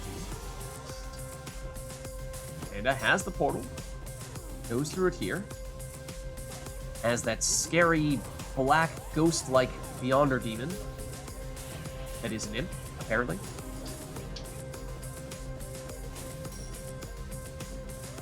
Goes through the portal there, and that one also has interesting coloration where it has the mask yet, yes, but the color of the raiments looks like it is basically the color of, whoa, as Ruby goes through a portal that is directly on top of Amanda's Pyre for 25. But Amanda's red imp almost looks like Tizo without his raiments on. Tizo, put some clothes on.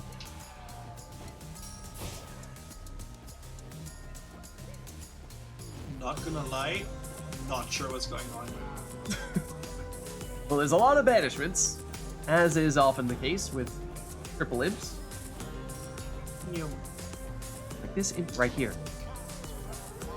Is it wearing raiments? Put some clothes on. It sort of looks like a Howler in some ways, like a mask on a Howler.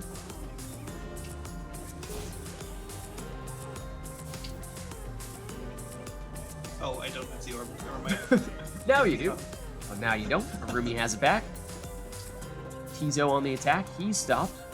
And with her Tizo through the portal, but he goes down. Of course, portal positioning is absolutely one of the keys to success here, as we see Amanda go through her, setting up this plunge. You see, that is terrifying. Amanda back at it, but gets blocked and banished. But look at that portal placement for Amanda. That is very dangerous. Rumi through his portal. Momentarily Amanda defenseless there, but gets someone back in time. And was looking to go through that portal, but Rumi had it covered.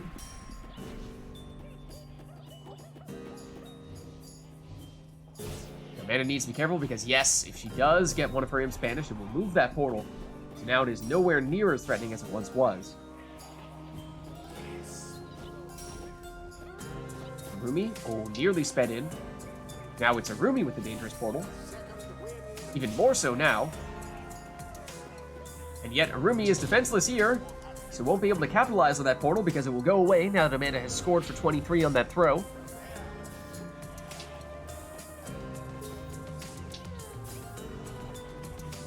Arumi had the portal covered. And charges up the throw, but it's intercepted. Amanda through her portal and tries to go back through it there, but now her portal is, well, almost directly next to it in an infinite loop. Wonderful. Her starting portal position. Wonderful. You haven't seen my final form. And Arumi, well, throws it in for 25 and ends what could have been a very cursed setup. Dangerous portal spot there for Amanda, though.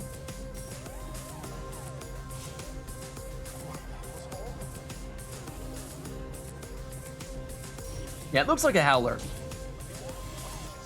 This one right here.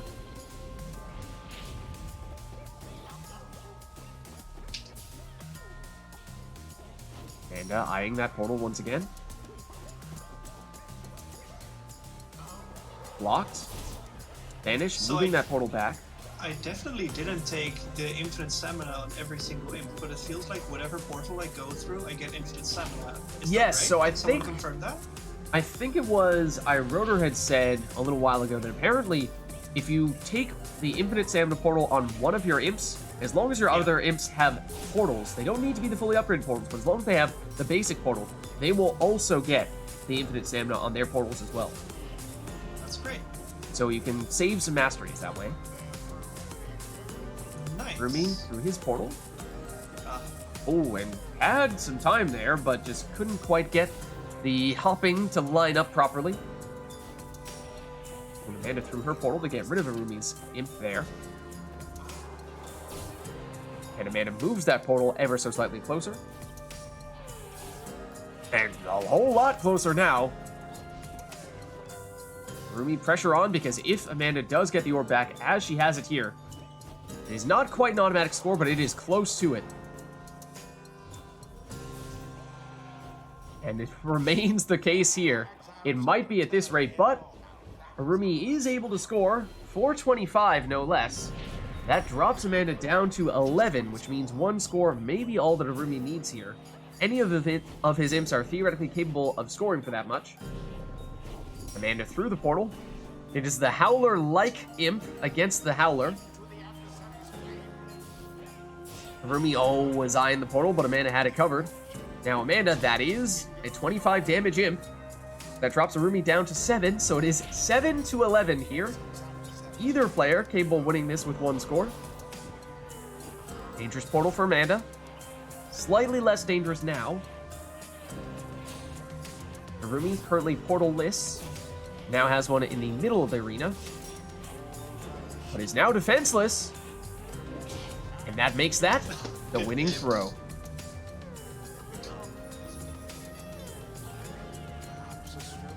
That was fun, yeah. Thanks for the games. GG.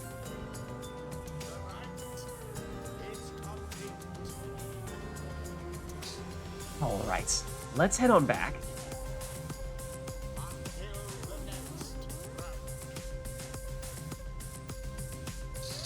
Hold on. The timing though. See, the thing is the timing though. Wait for it.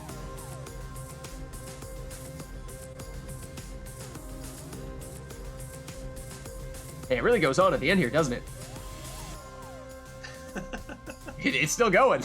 Here I was thinking it was going to end right as the right finished. It's still not done yet. All right, you know what, TariqBot? That's enough. I've had it with you. That's enough of that.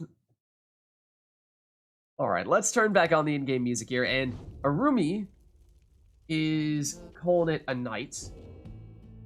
Amanda, are you good to stick around a little while longer? Yeah, for sure.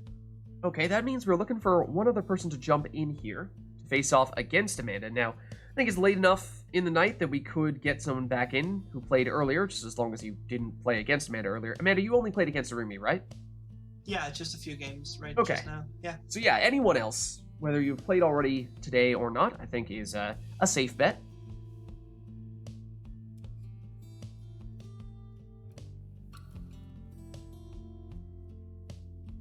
Arumi, absolutely not.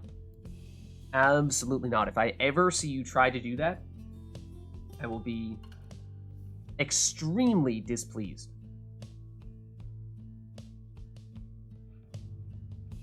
Oh, right. That one. That one. Oh, yes. I remember that one. We actually, I forget, Amanda, were you here earlier today? What was it? Anor, you were on, was it the book? I think it might have been the book with Wolfred, where momentarily she blinked outside the boundaries of the arena. I was like, Anor, that's illegal. Get back in. Don't do that. I think it was the book. Wonderful. Well, anyways, is there anyone who would like to jump in here for a few more matches against Amanda? I think, like I said, doesn't matter if you played earlier today, because Arumi's the only one who has played Amanda at this stage, and Arumi has just swapped out. So if anyone would like to get back in, I think that's fair to say at this time, and or if anyone has not yet gotten the chance to play today, then of course that's perfect. We can get you in now.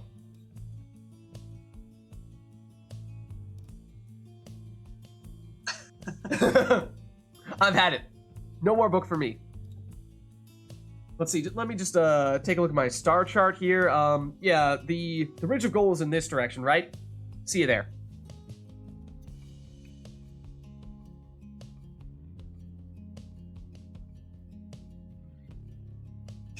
Oh no. Now we've encouraged Arumi. Oh no. Look what we've done. It's spreading.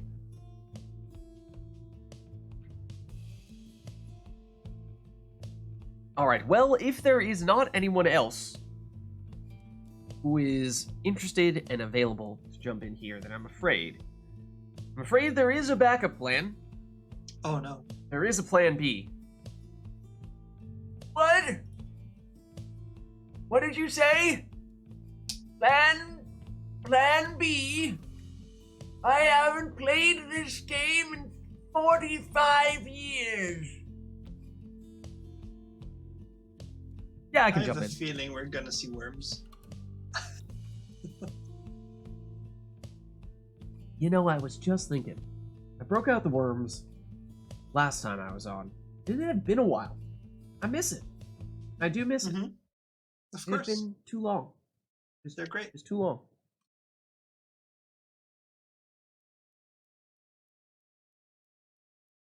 The Old Ways Solemn Mood. Is that like an alternate version of the Old Ways?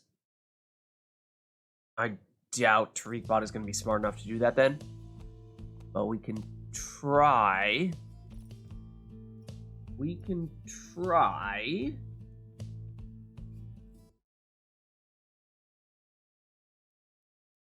Let's see. Let me turn off the in-game music here.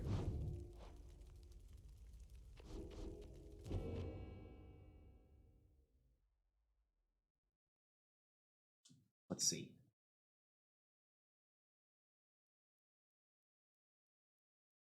Oh, okay. So just the Old Ways.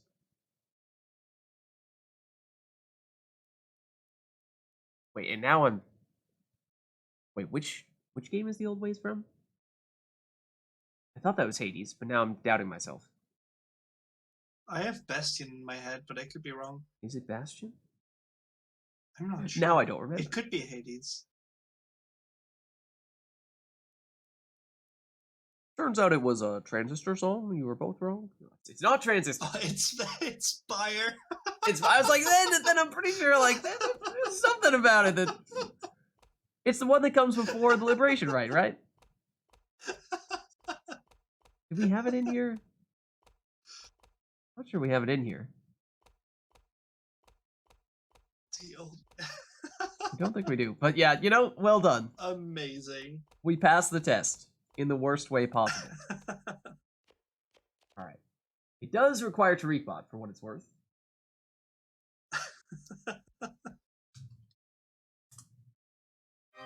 It's this one. Yeah, no, I have no idea. Oh, is that for the Liberation? Yeah, it's games? right before the Liberation Rite. Right, yeah, okay. Guys, are you okay? We're fine. Don't worry about us. We totally play this game. We totally play this game. Competitive Pyre, you know. We know our stuff. Amanda, they figured us out. Ah, shit. I don't know.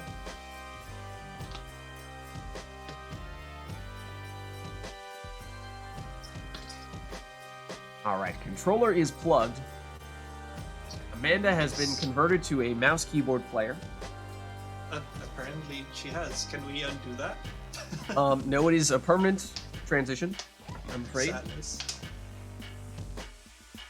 Double check. I am... Yes, I am player one. Wait, Okay. let me request something. Oh. I swear, if you... Oh! What do we have here? Falcon Ron. Ooh. This is actually... This is a little tricky. Because we've got the old ways on. Obviously, we'd like to be going all out dirty deal in the case of Falcon Ron. So how do we feel about that? Can we delay the old ways? Can we how do we want to treat it? Oh, we can do it without dirty deal. Right? I mean, I feel like it's not Or the dirty same. deal next one without. I don't know. It just We can do doesn't feel the Falcon Ron. same. We can do Falcon Run after this raid. Okay. I was gonna say, how can you expect Falcon Ron to draw upon his true inner power if he does not have dirty deal? It is the source of his energy. All right, so we'll do just this one in that case. No Falcon Ron yet, but next time, yes. Okay, so let's see.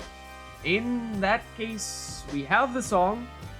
I suppose that's all.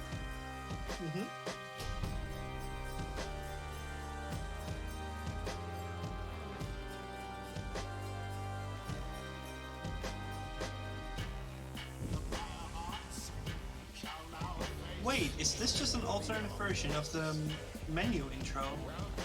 It sounds the same. Huh. It's like the same melody. This right here? No, the other part. The organ part. I think it's an organ. Here, this. I think that's what plays in the menu, Wait. but with like a guitar or something. Yeah. I think so. It is? Oh, I'm right. Let's go. I know things. I did not realize that until you said that. I'm like, hold on a second. Mind blown. Here, this guitar. This definitely is. Yes. Yeah.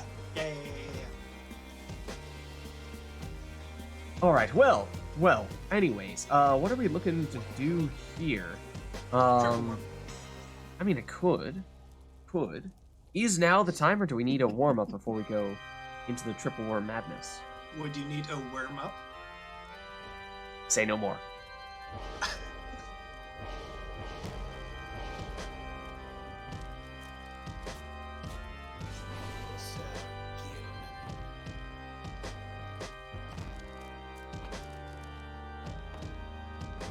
Oh, hold on. What is this? What is this madness?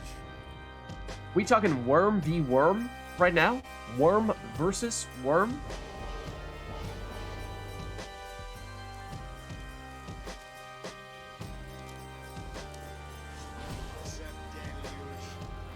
Bear this in mind, chat. It's Gilman first, then it is always Deluge on top, and then the bottom section is reserved for Lady River. Deluge is always your exploding worm. Lady River is always Your prayer beads worm? your prayer beads worm. Exactly. See, Amanda knows. She's well studied in the arts of the worm. Been looking closely.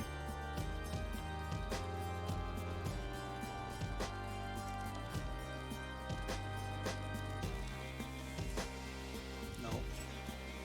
Yes. Oh, the rekindling. Okay, here we go. We got ourselves a worm showdown here. Bring it on.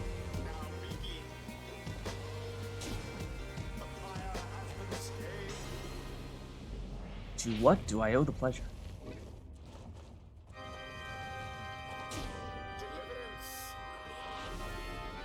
That was Lady River, so she will come back with the prayer beads. Oh wow. I'm getting okay.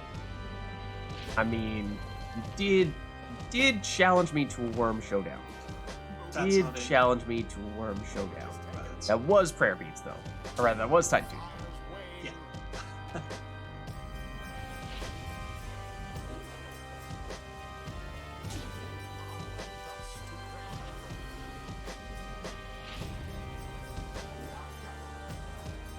Oh, you got it. I really thought I had it. Okay. Well, that's also not what I wanted to do.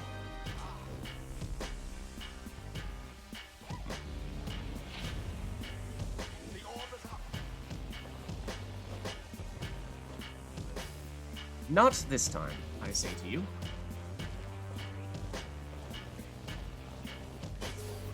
Okay.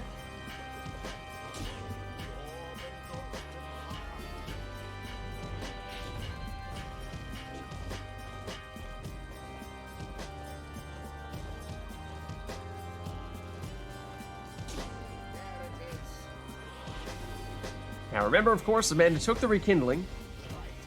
So it is not quite that simple. Ooh, that was well done. Oh, is that the same? Is that your Titan Tooth worm, or is that? Oh no, you did go Deluge Yeah, first. it Right. was. I was thrown off by Deluge being the middle worm. I was like, no, who does that? Who does that? Anyway, surely not Amanda. Okay, you know, we'll just Okay. fifth time's the charm.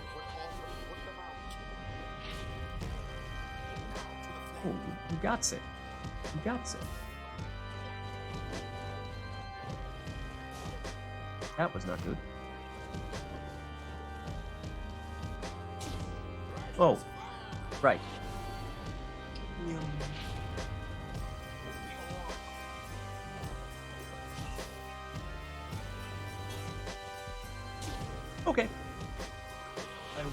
We can show off what I have on Gilman. It barely does anything though.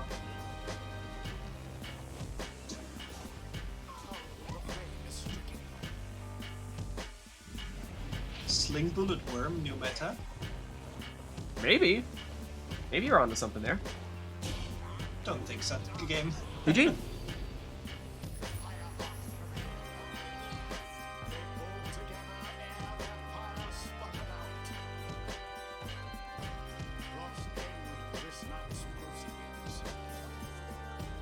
All right, let's head on back because, well, we got a big right for this next one. Sure, we had our old ways, yes, but more importantly, we got ourselves something else we are putting on instead. Get out of here, old ways. We've had it with your old ways.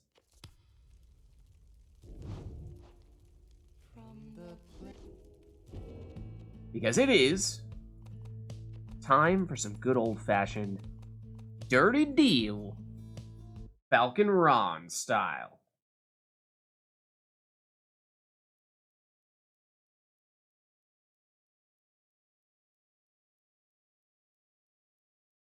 There we go. All right, so that does encompass, perhaps, everything else. What does it mean? What does it mean, chat? There are some who perhaps have started to understand, started to comprehend what to others might seem to be the unfathomable power of Falcon Ron. We shall see. Let's do it.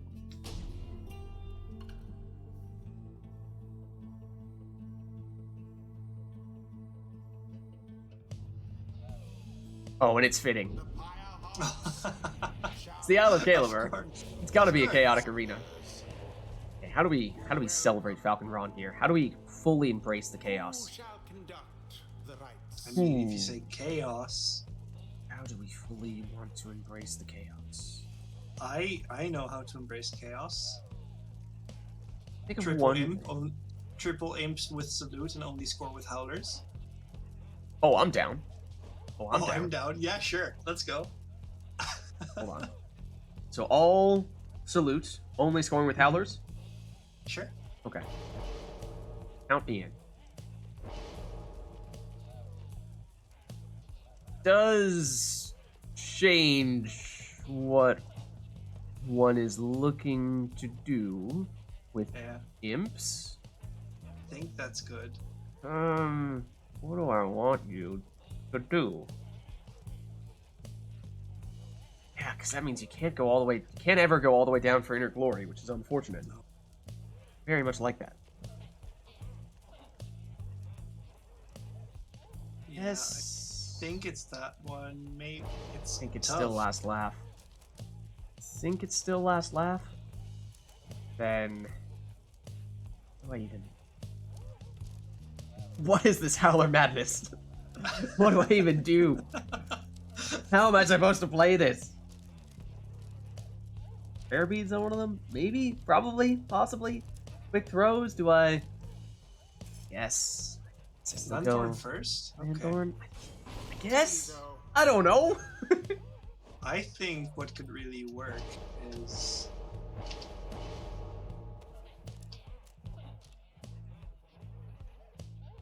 Yeah, but stamina doesn't do much. Potentially.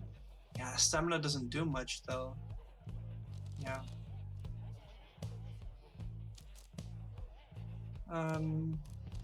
Why not?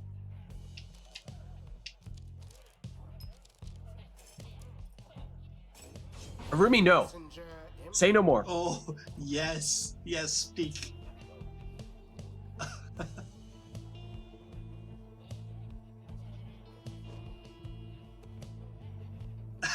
Bad Arumi. Bad. Oh.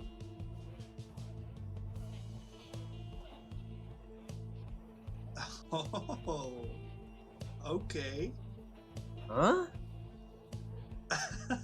You What? can move The entrance portal. Oh. Wow. Okay. How significant is it? I mean, it's gonna take a lot for that to be a factor, I would think. Yeah, I don't think that's like actually abusable in most competitive games. Especially if it resets in between rounds. And that seems like if it's only moving a tiny bit, you'd have to do it a whole lot for it to be noticeable. And then even then, you know, it's just affecting where you begin your portal. You're glitching off bounds in the book.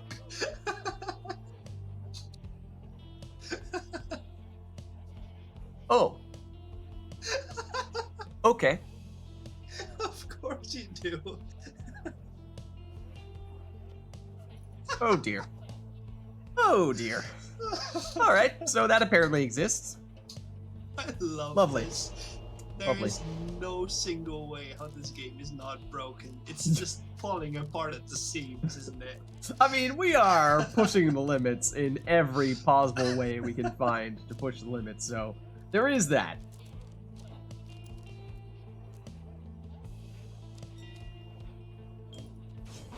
Messenger imp.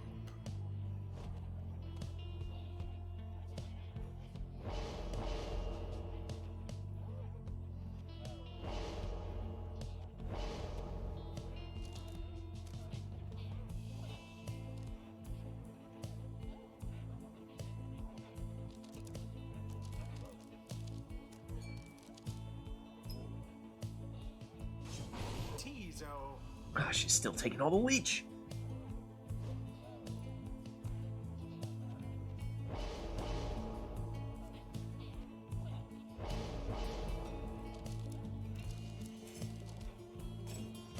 Exile. Oh, there.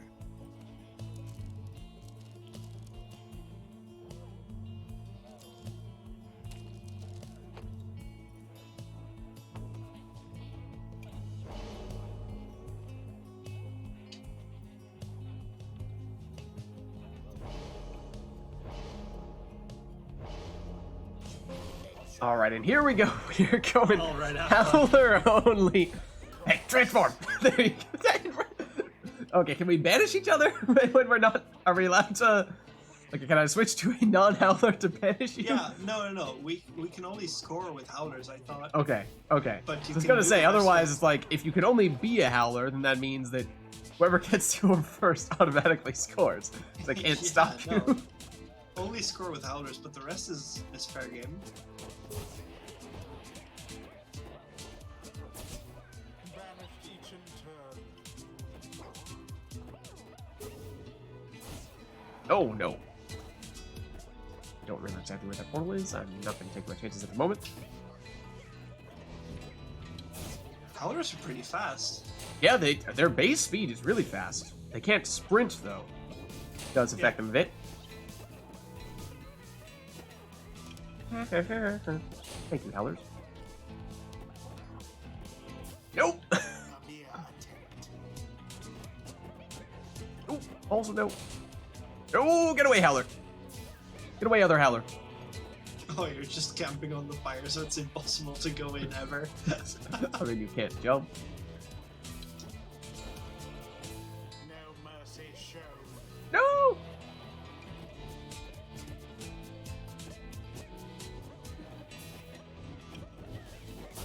That bounce, okay. Oh no!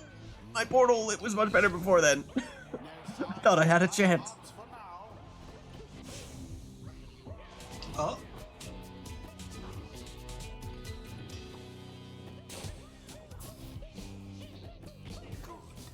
is this just gonna take an hour?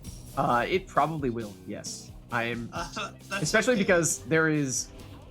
We can pretty much just completely stop each other from scoring by doing this. Yeah, I was doing it before, exactly. now you're doing it to me. It's like, I mean, you quite literally get... Like, I can just... I don't even need to... Like, if I don't do anything, like, okay, ready?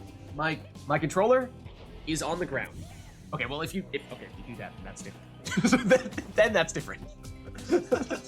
I was trying to Of prove a course it point, is. okay? Of course it is.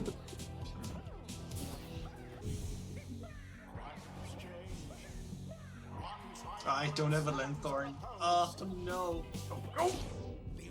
I transformed at the very end there. I did transform at the Did very you? end there. You saw the Okay. little burst. Sure. I believe you.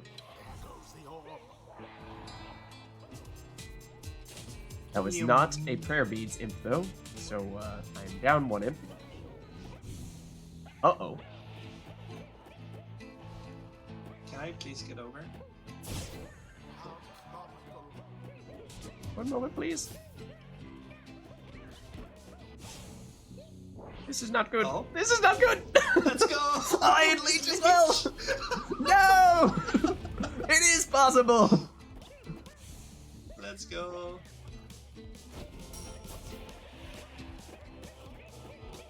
Oh. Your fellow exiles remain banished. Oh, that is. Hold on. Where did you get that portal? I'm When'd you do that? Don't do that. Amazon? Nope, nope, nope, nope. Oh, why did I shouldn't have done that. Nope, I've done that. Huzzah!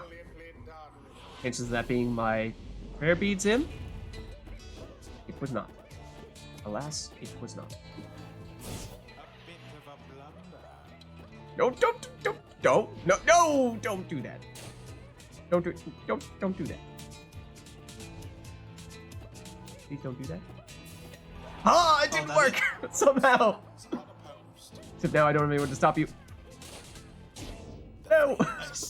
This is so ridiculous. I love this. It's so ridiculous.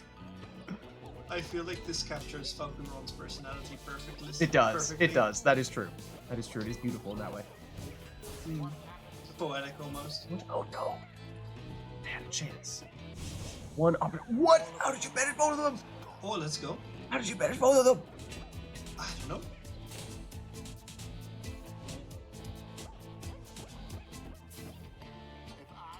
Here. Nope, don't do that. Ooh. Opportunity's knocking. Opportunity's knocking. There we go. That leech though. Really hard to make up for that win. I cannot score on the regular.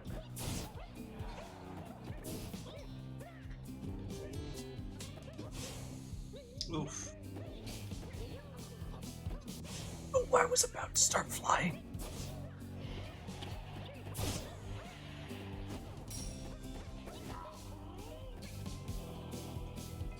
Well, this is a problem. No, it's fine. Just set up a better portal, I suppose.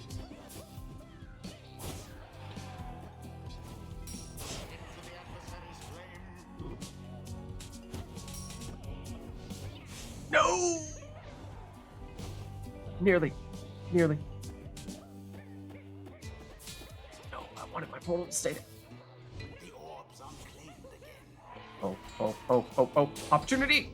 There it is. There's those little speed bursts when you transform. You do a little bit of a jump. A little bit of a hop. Oh god, except now I'm gonna go blind. I wish I hadn't said it. I wish I hadn't said Is it. this the new flappy arm strat? It's the Fleshy. new meta. Fleshy imp?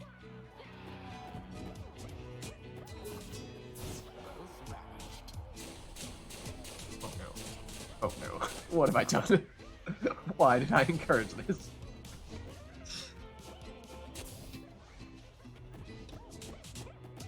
How comical.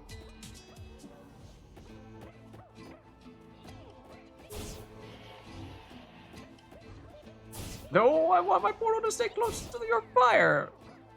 No, don't do that. Tizo banished. Stop. Go away. No. Stop doing that. Give me section. Thoroughly banished. Ruh-roh. Let's And the go, leech as well. It's adding up. It is definitely adding up.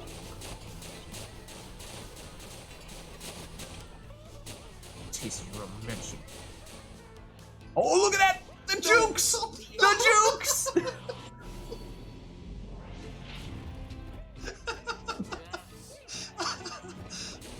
You'll never catch me! Oh, Oh, this is so good. Banishment for all.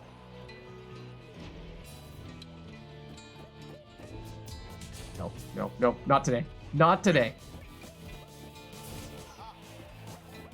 I'm not pressing the fly button? What? That was weird. I was not flying. Leech. It's so cursed. So unbelievably cursed. Yeah, I feel like we should just make a standard button to request this.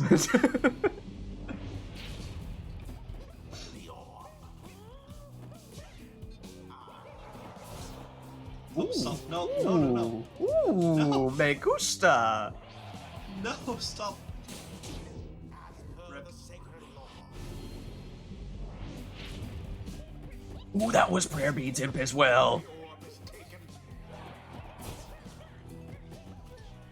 Prayer Beats is cheating.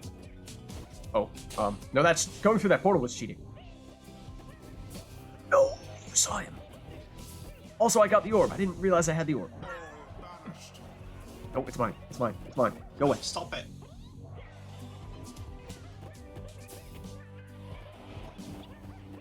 Don't make me turn into a howler. Uh-oh. Nope, nope, nope, nope, nope, nope, nope, nope, nope, nope, nope. Yes.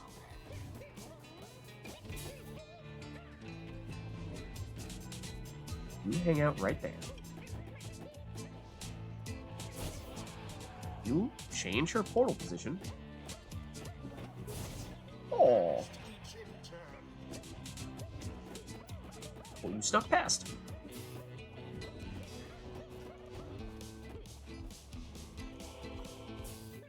We'll settle for that. Run! Run, imp, run!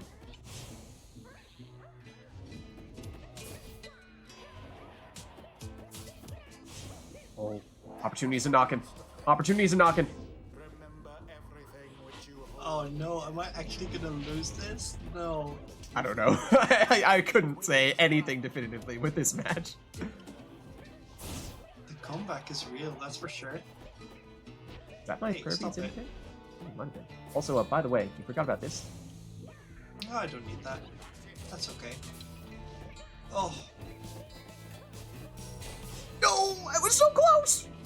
Also, go away. Can you move my portal?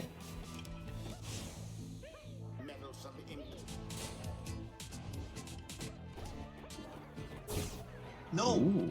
Oh, that's fine. Ooh. Oh, that's not fine. Ooh. Actually, no. Don't mind if I do. Oh, That was also Prayer Beads Imp. What are the chances? It's a complete coincidence, I'll be honest with you, but I'll take it. Oh, that Let's was go. the last of the imps? No, slow down, slow down, slow down! That was so that's fast! No leech. Oh, that's no leech. Oh, that's actually huge. That's actually huge. We're tied up. What are the chances? Ask your roomie. You'll know the chances exactly. No!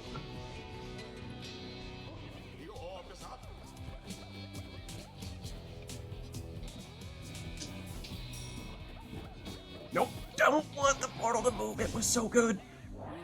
It was. I think. Oh, let's go. I have the goalkeeper. You do.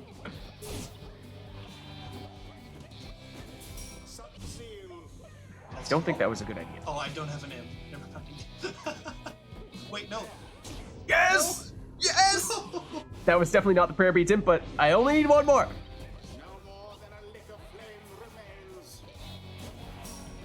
Switcheroo! Switcheroo! Switch! No. Oh, but the portal. But the portal. Except the portal, though. No. Not now. No. There it is! GG! Good game. Oh, what a match. That was horrible. I loved it. Good game. I think it is fair to say we have never had a match quite like that before. That one just hit a little different. It did. I hope we made Falcon Rock proud.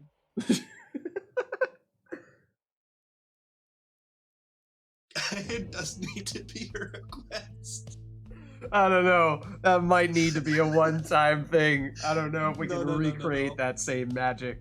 I petition that we change liberation rights to this every week from now on. Oh man, that was a lot of fun. Oh, well, how do we follow that one up? By the most standard thing ever. Where do you go from there? That is a tough act to follow.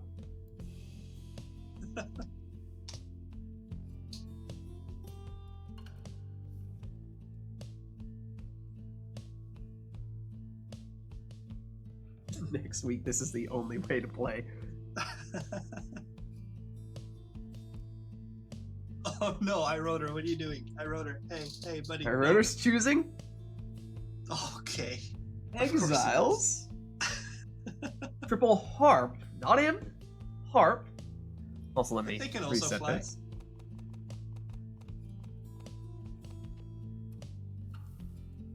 Okay, anything else, or will that be it?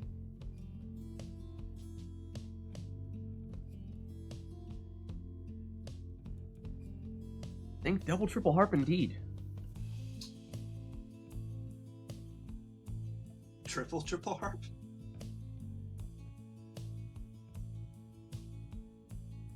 Wait, what? What? Do we have sleight of weight? Is that the hold on.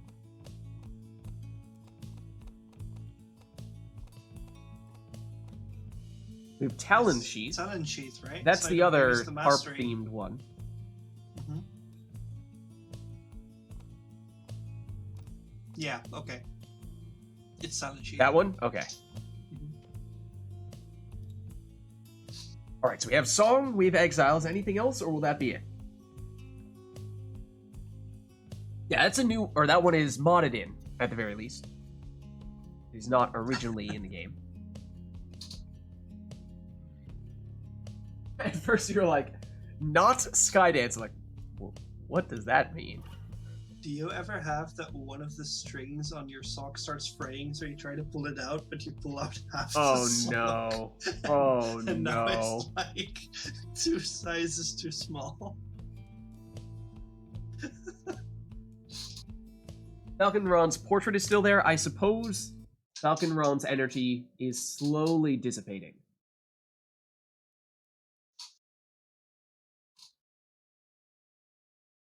He has watched over us. I feel happy. He definitely blessed us on that ride. Absolutely.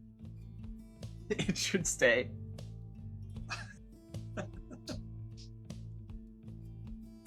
Alright, well let's get this one started then. Triple harps, Talon Sheath.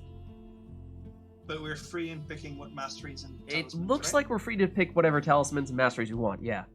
Cool.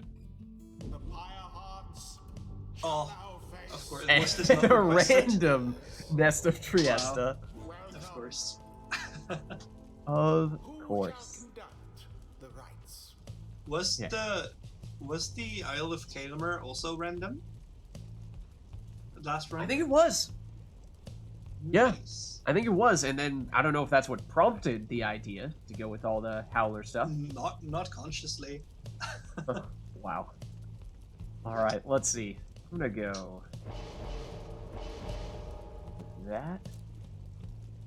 And then...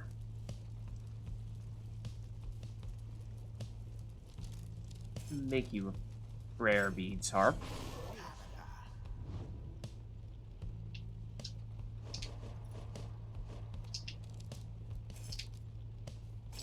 Ooh, that is a speedy Zaxiana. That is an incredibly speedy Zaxiana. Oh, I should have taken the flight speed. Did I? I don't know. I mean, yeah, you took all the... Well, this is not a harp, so... not gonna be able to show you anything there. But yeah, you took, like, the full quickness and... Yeah, but I mean, Additional isn't there like move dashes. speed when flying? Isn't that the first one on the right? Yeah, the first one on the left. Right. So you have it. Oh, went it's all- on the left. you went all left. Okay, cool. Nice. Wonderful.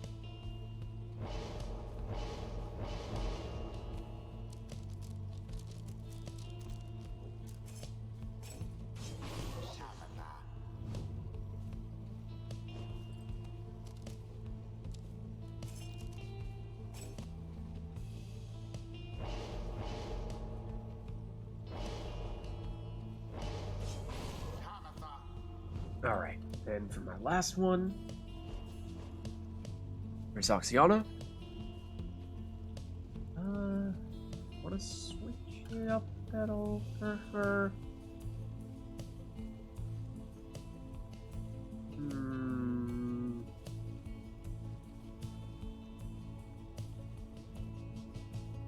Might go super speed on you.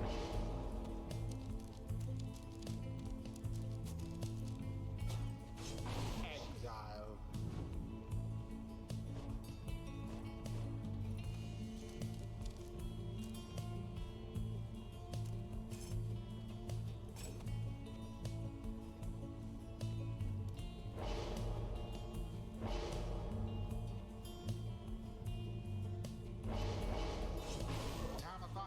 All right, here we go. Triple harps. Oh no, you've got the super. Also, why did I salute? I don't have a salute. You've got the super freaky jet black ghost harp. Yeah. It is terrifying.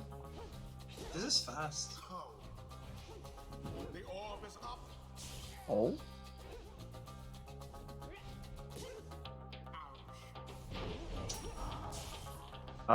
Okay. Apparently, I banished you. Nice, nice. Outplayed. And that was, oh, okay, so I was flying, and then I did a harp push / sprint at the end, so that did not qualify as flying. Give and take. One person doing harp push, the other person doing harp push. But, yeah, did not qualify as flying, because that was my Trieste's Plume harp. Ooh, not quick enough on the fly. Great. Thank you for giving me the boost. What? Did I just push Thank you for giving me the again? boost. Uh-oh. I am harpless.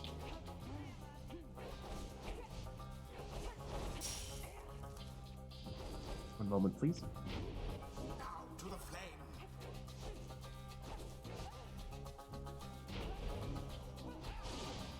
Wait, no. Oh, I should have pushed. I should have pushed. Now go. Now go! I'm gonna end up in the lava, aren't I? Ooh. Okay. No. Such is the fury of the high-wing remnants. Into the adversary's flame. Stamina, please. Thank you. No. Oh my. Okay, of course. This is fine. This is fine. This is fine. This is fine. The orb is taken. Oh. You did fool me a little bit there, like, oh, maybe Amanda's not paying attention to my harp that actually has the orb right now.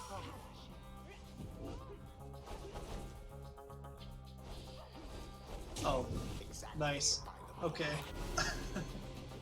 I know how to harp. This is fine. Ceremony. Ooh, well done there. Oh, I got one. Let's go.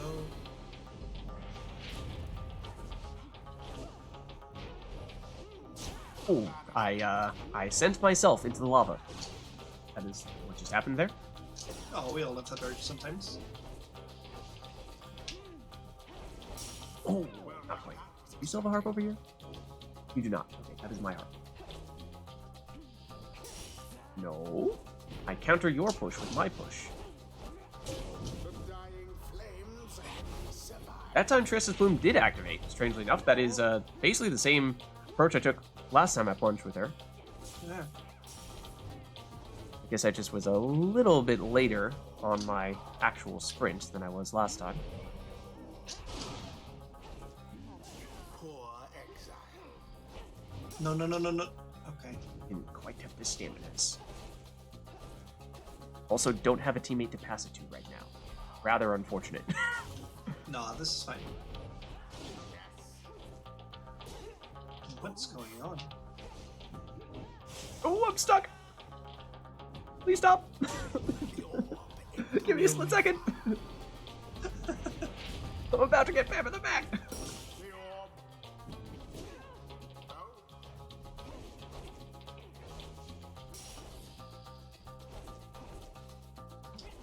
No! Not enough. Let's go.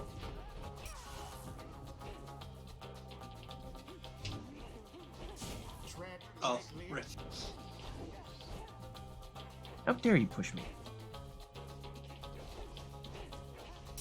Don't bully me. I'll bully you back. For all. That's probably it. Wow. It is done. Oh, good game. GG. Next one's gonna be my last one. It's getting pretty late. Okay, no worries. Slide their adversaries without The too much VM. The ceremony is complete. Until the stars align.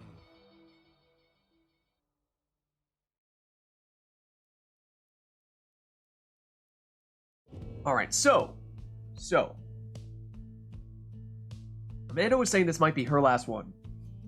Take a quick check in chat to see if anyone is interested in jumping in here, because otherwise,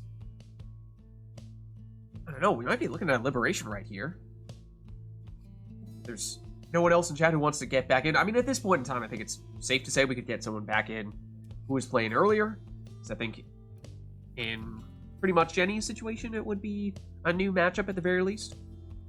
But barring that, if we don't have anyone else to jump in, then that means this is our last matchup, in which case this is the last match of our last matchup. We should make this Liberation Rite. Does that mean we go triple imp and only howlers? I don't think we can recreate that magic. I don't know if we can. I mean, that was a random Isle of Kalamer. Yep. Falcon Run. Yep. Triple imp. Howler only scores. 1 score match. I think it was I needed 2 more. Did you need 2? I thought Wait, no, you were at 25, which means... Yeah, you were at 25, which means that one of my... No, because we don't have the special imp thing. Right. Unless you had... I don't think you had extra damage, and not that you No, can get 10 we anyway. can't. We can't because howlers. Yeah, exactly. No, but like talisman-wise, but even if you took a damaging talisman, you'd only right. get 8, I think is the most you can Yeah, get. yeah. But anyways, I mean, just like the stars were aligned for that one. I'm just not sure They were. that can happen on a whim. Yeah, I think it's Liberation Rite time.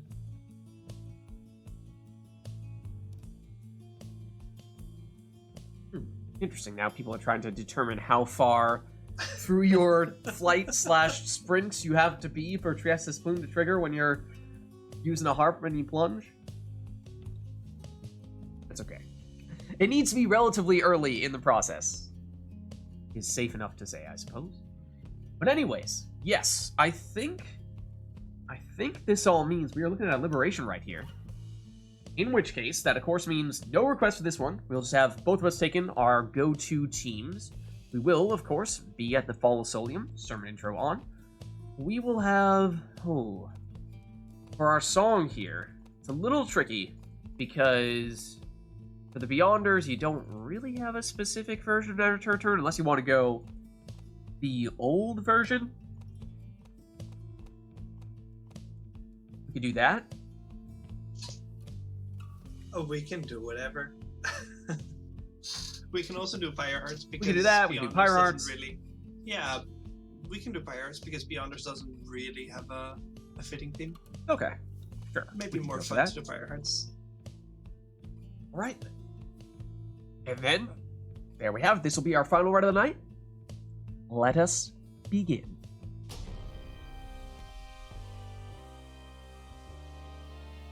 Yeah, that's what I think the old version is probably the best for the Beyonders. Stand forth, exiles. You heed the summons to the fall of Solium. You are gathered to conduct this rite. If Snadra, excuse me, And step who is the Sandra of which you speak? If Snadra is liberated, does she finally get free? stand ready. Possibly. Beyonders, stand ready. Now we shall get Thank you, thank you. Okay, so, I mean, we did the triple worms earlier, as much as I do love them. Not gonna go that route right now. Gonna go a slightly different route, I think. Okay.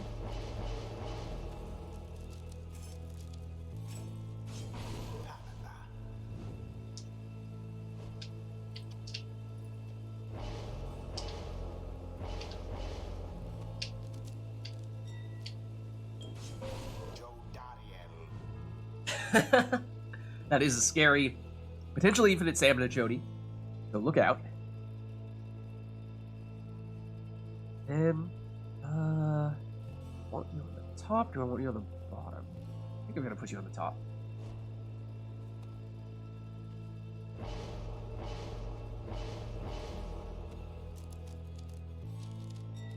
Gareth? Exile.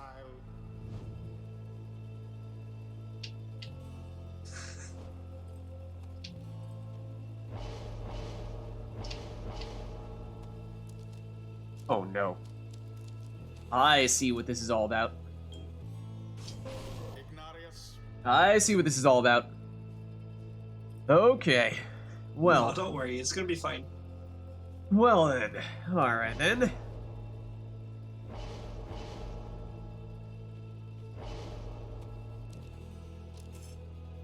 Here we go. Tizo. High fashion versus triple demons.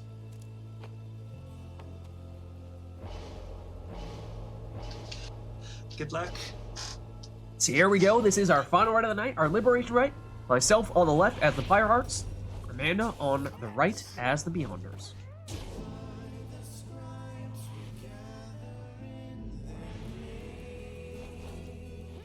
I would like that though.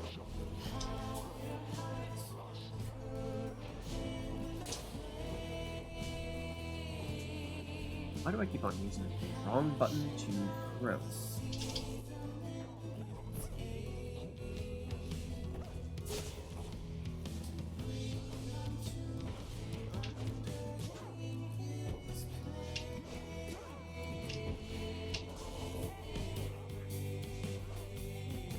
Oh, that still knocked me back. I should get back to speaking terms. Also, good question. Wow. Okay. It's fast. Uh-oh. Things are not looking good right now. It's okay. It's time for a comeback. Oh my gosh. What? What? How much Triple fire life do and you Ashen have? Gold. It's triple fire life and Ashen Gold.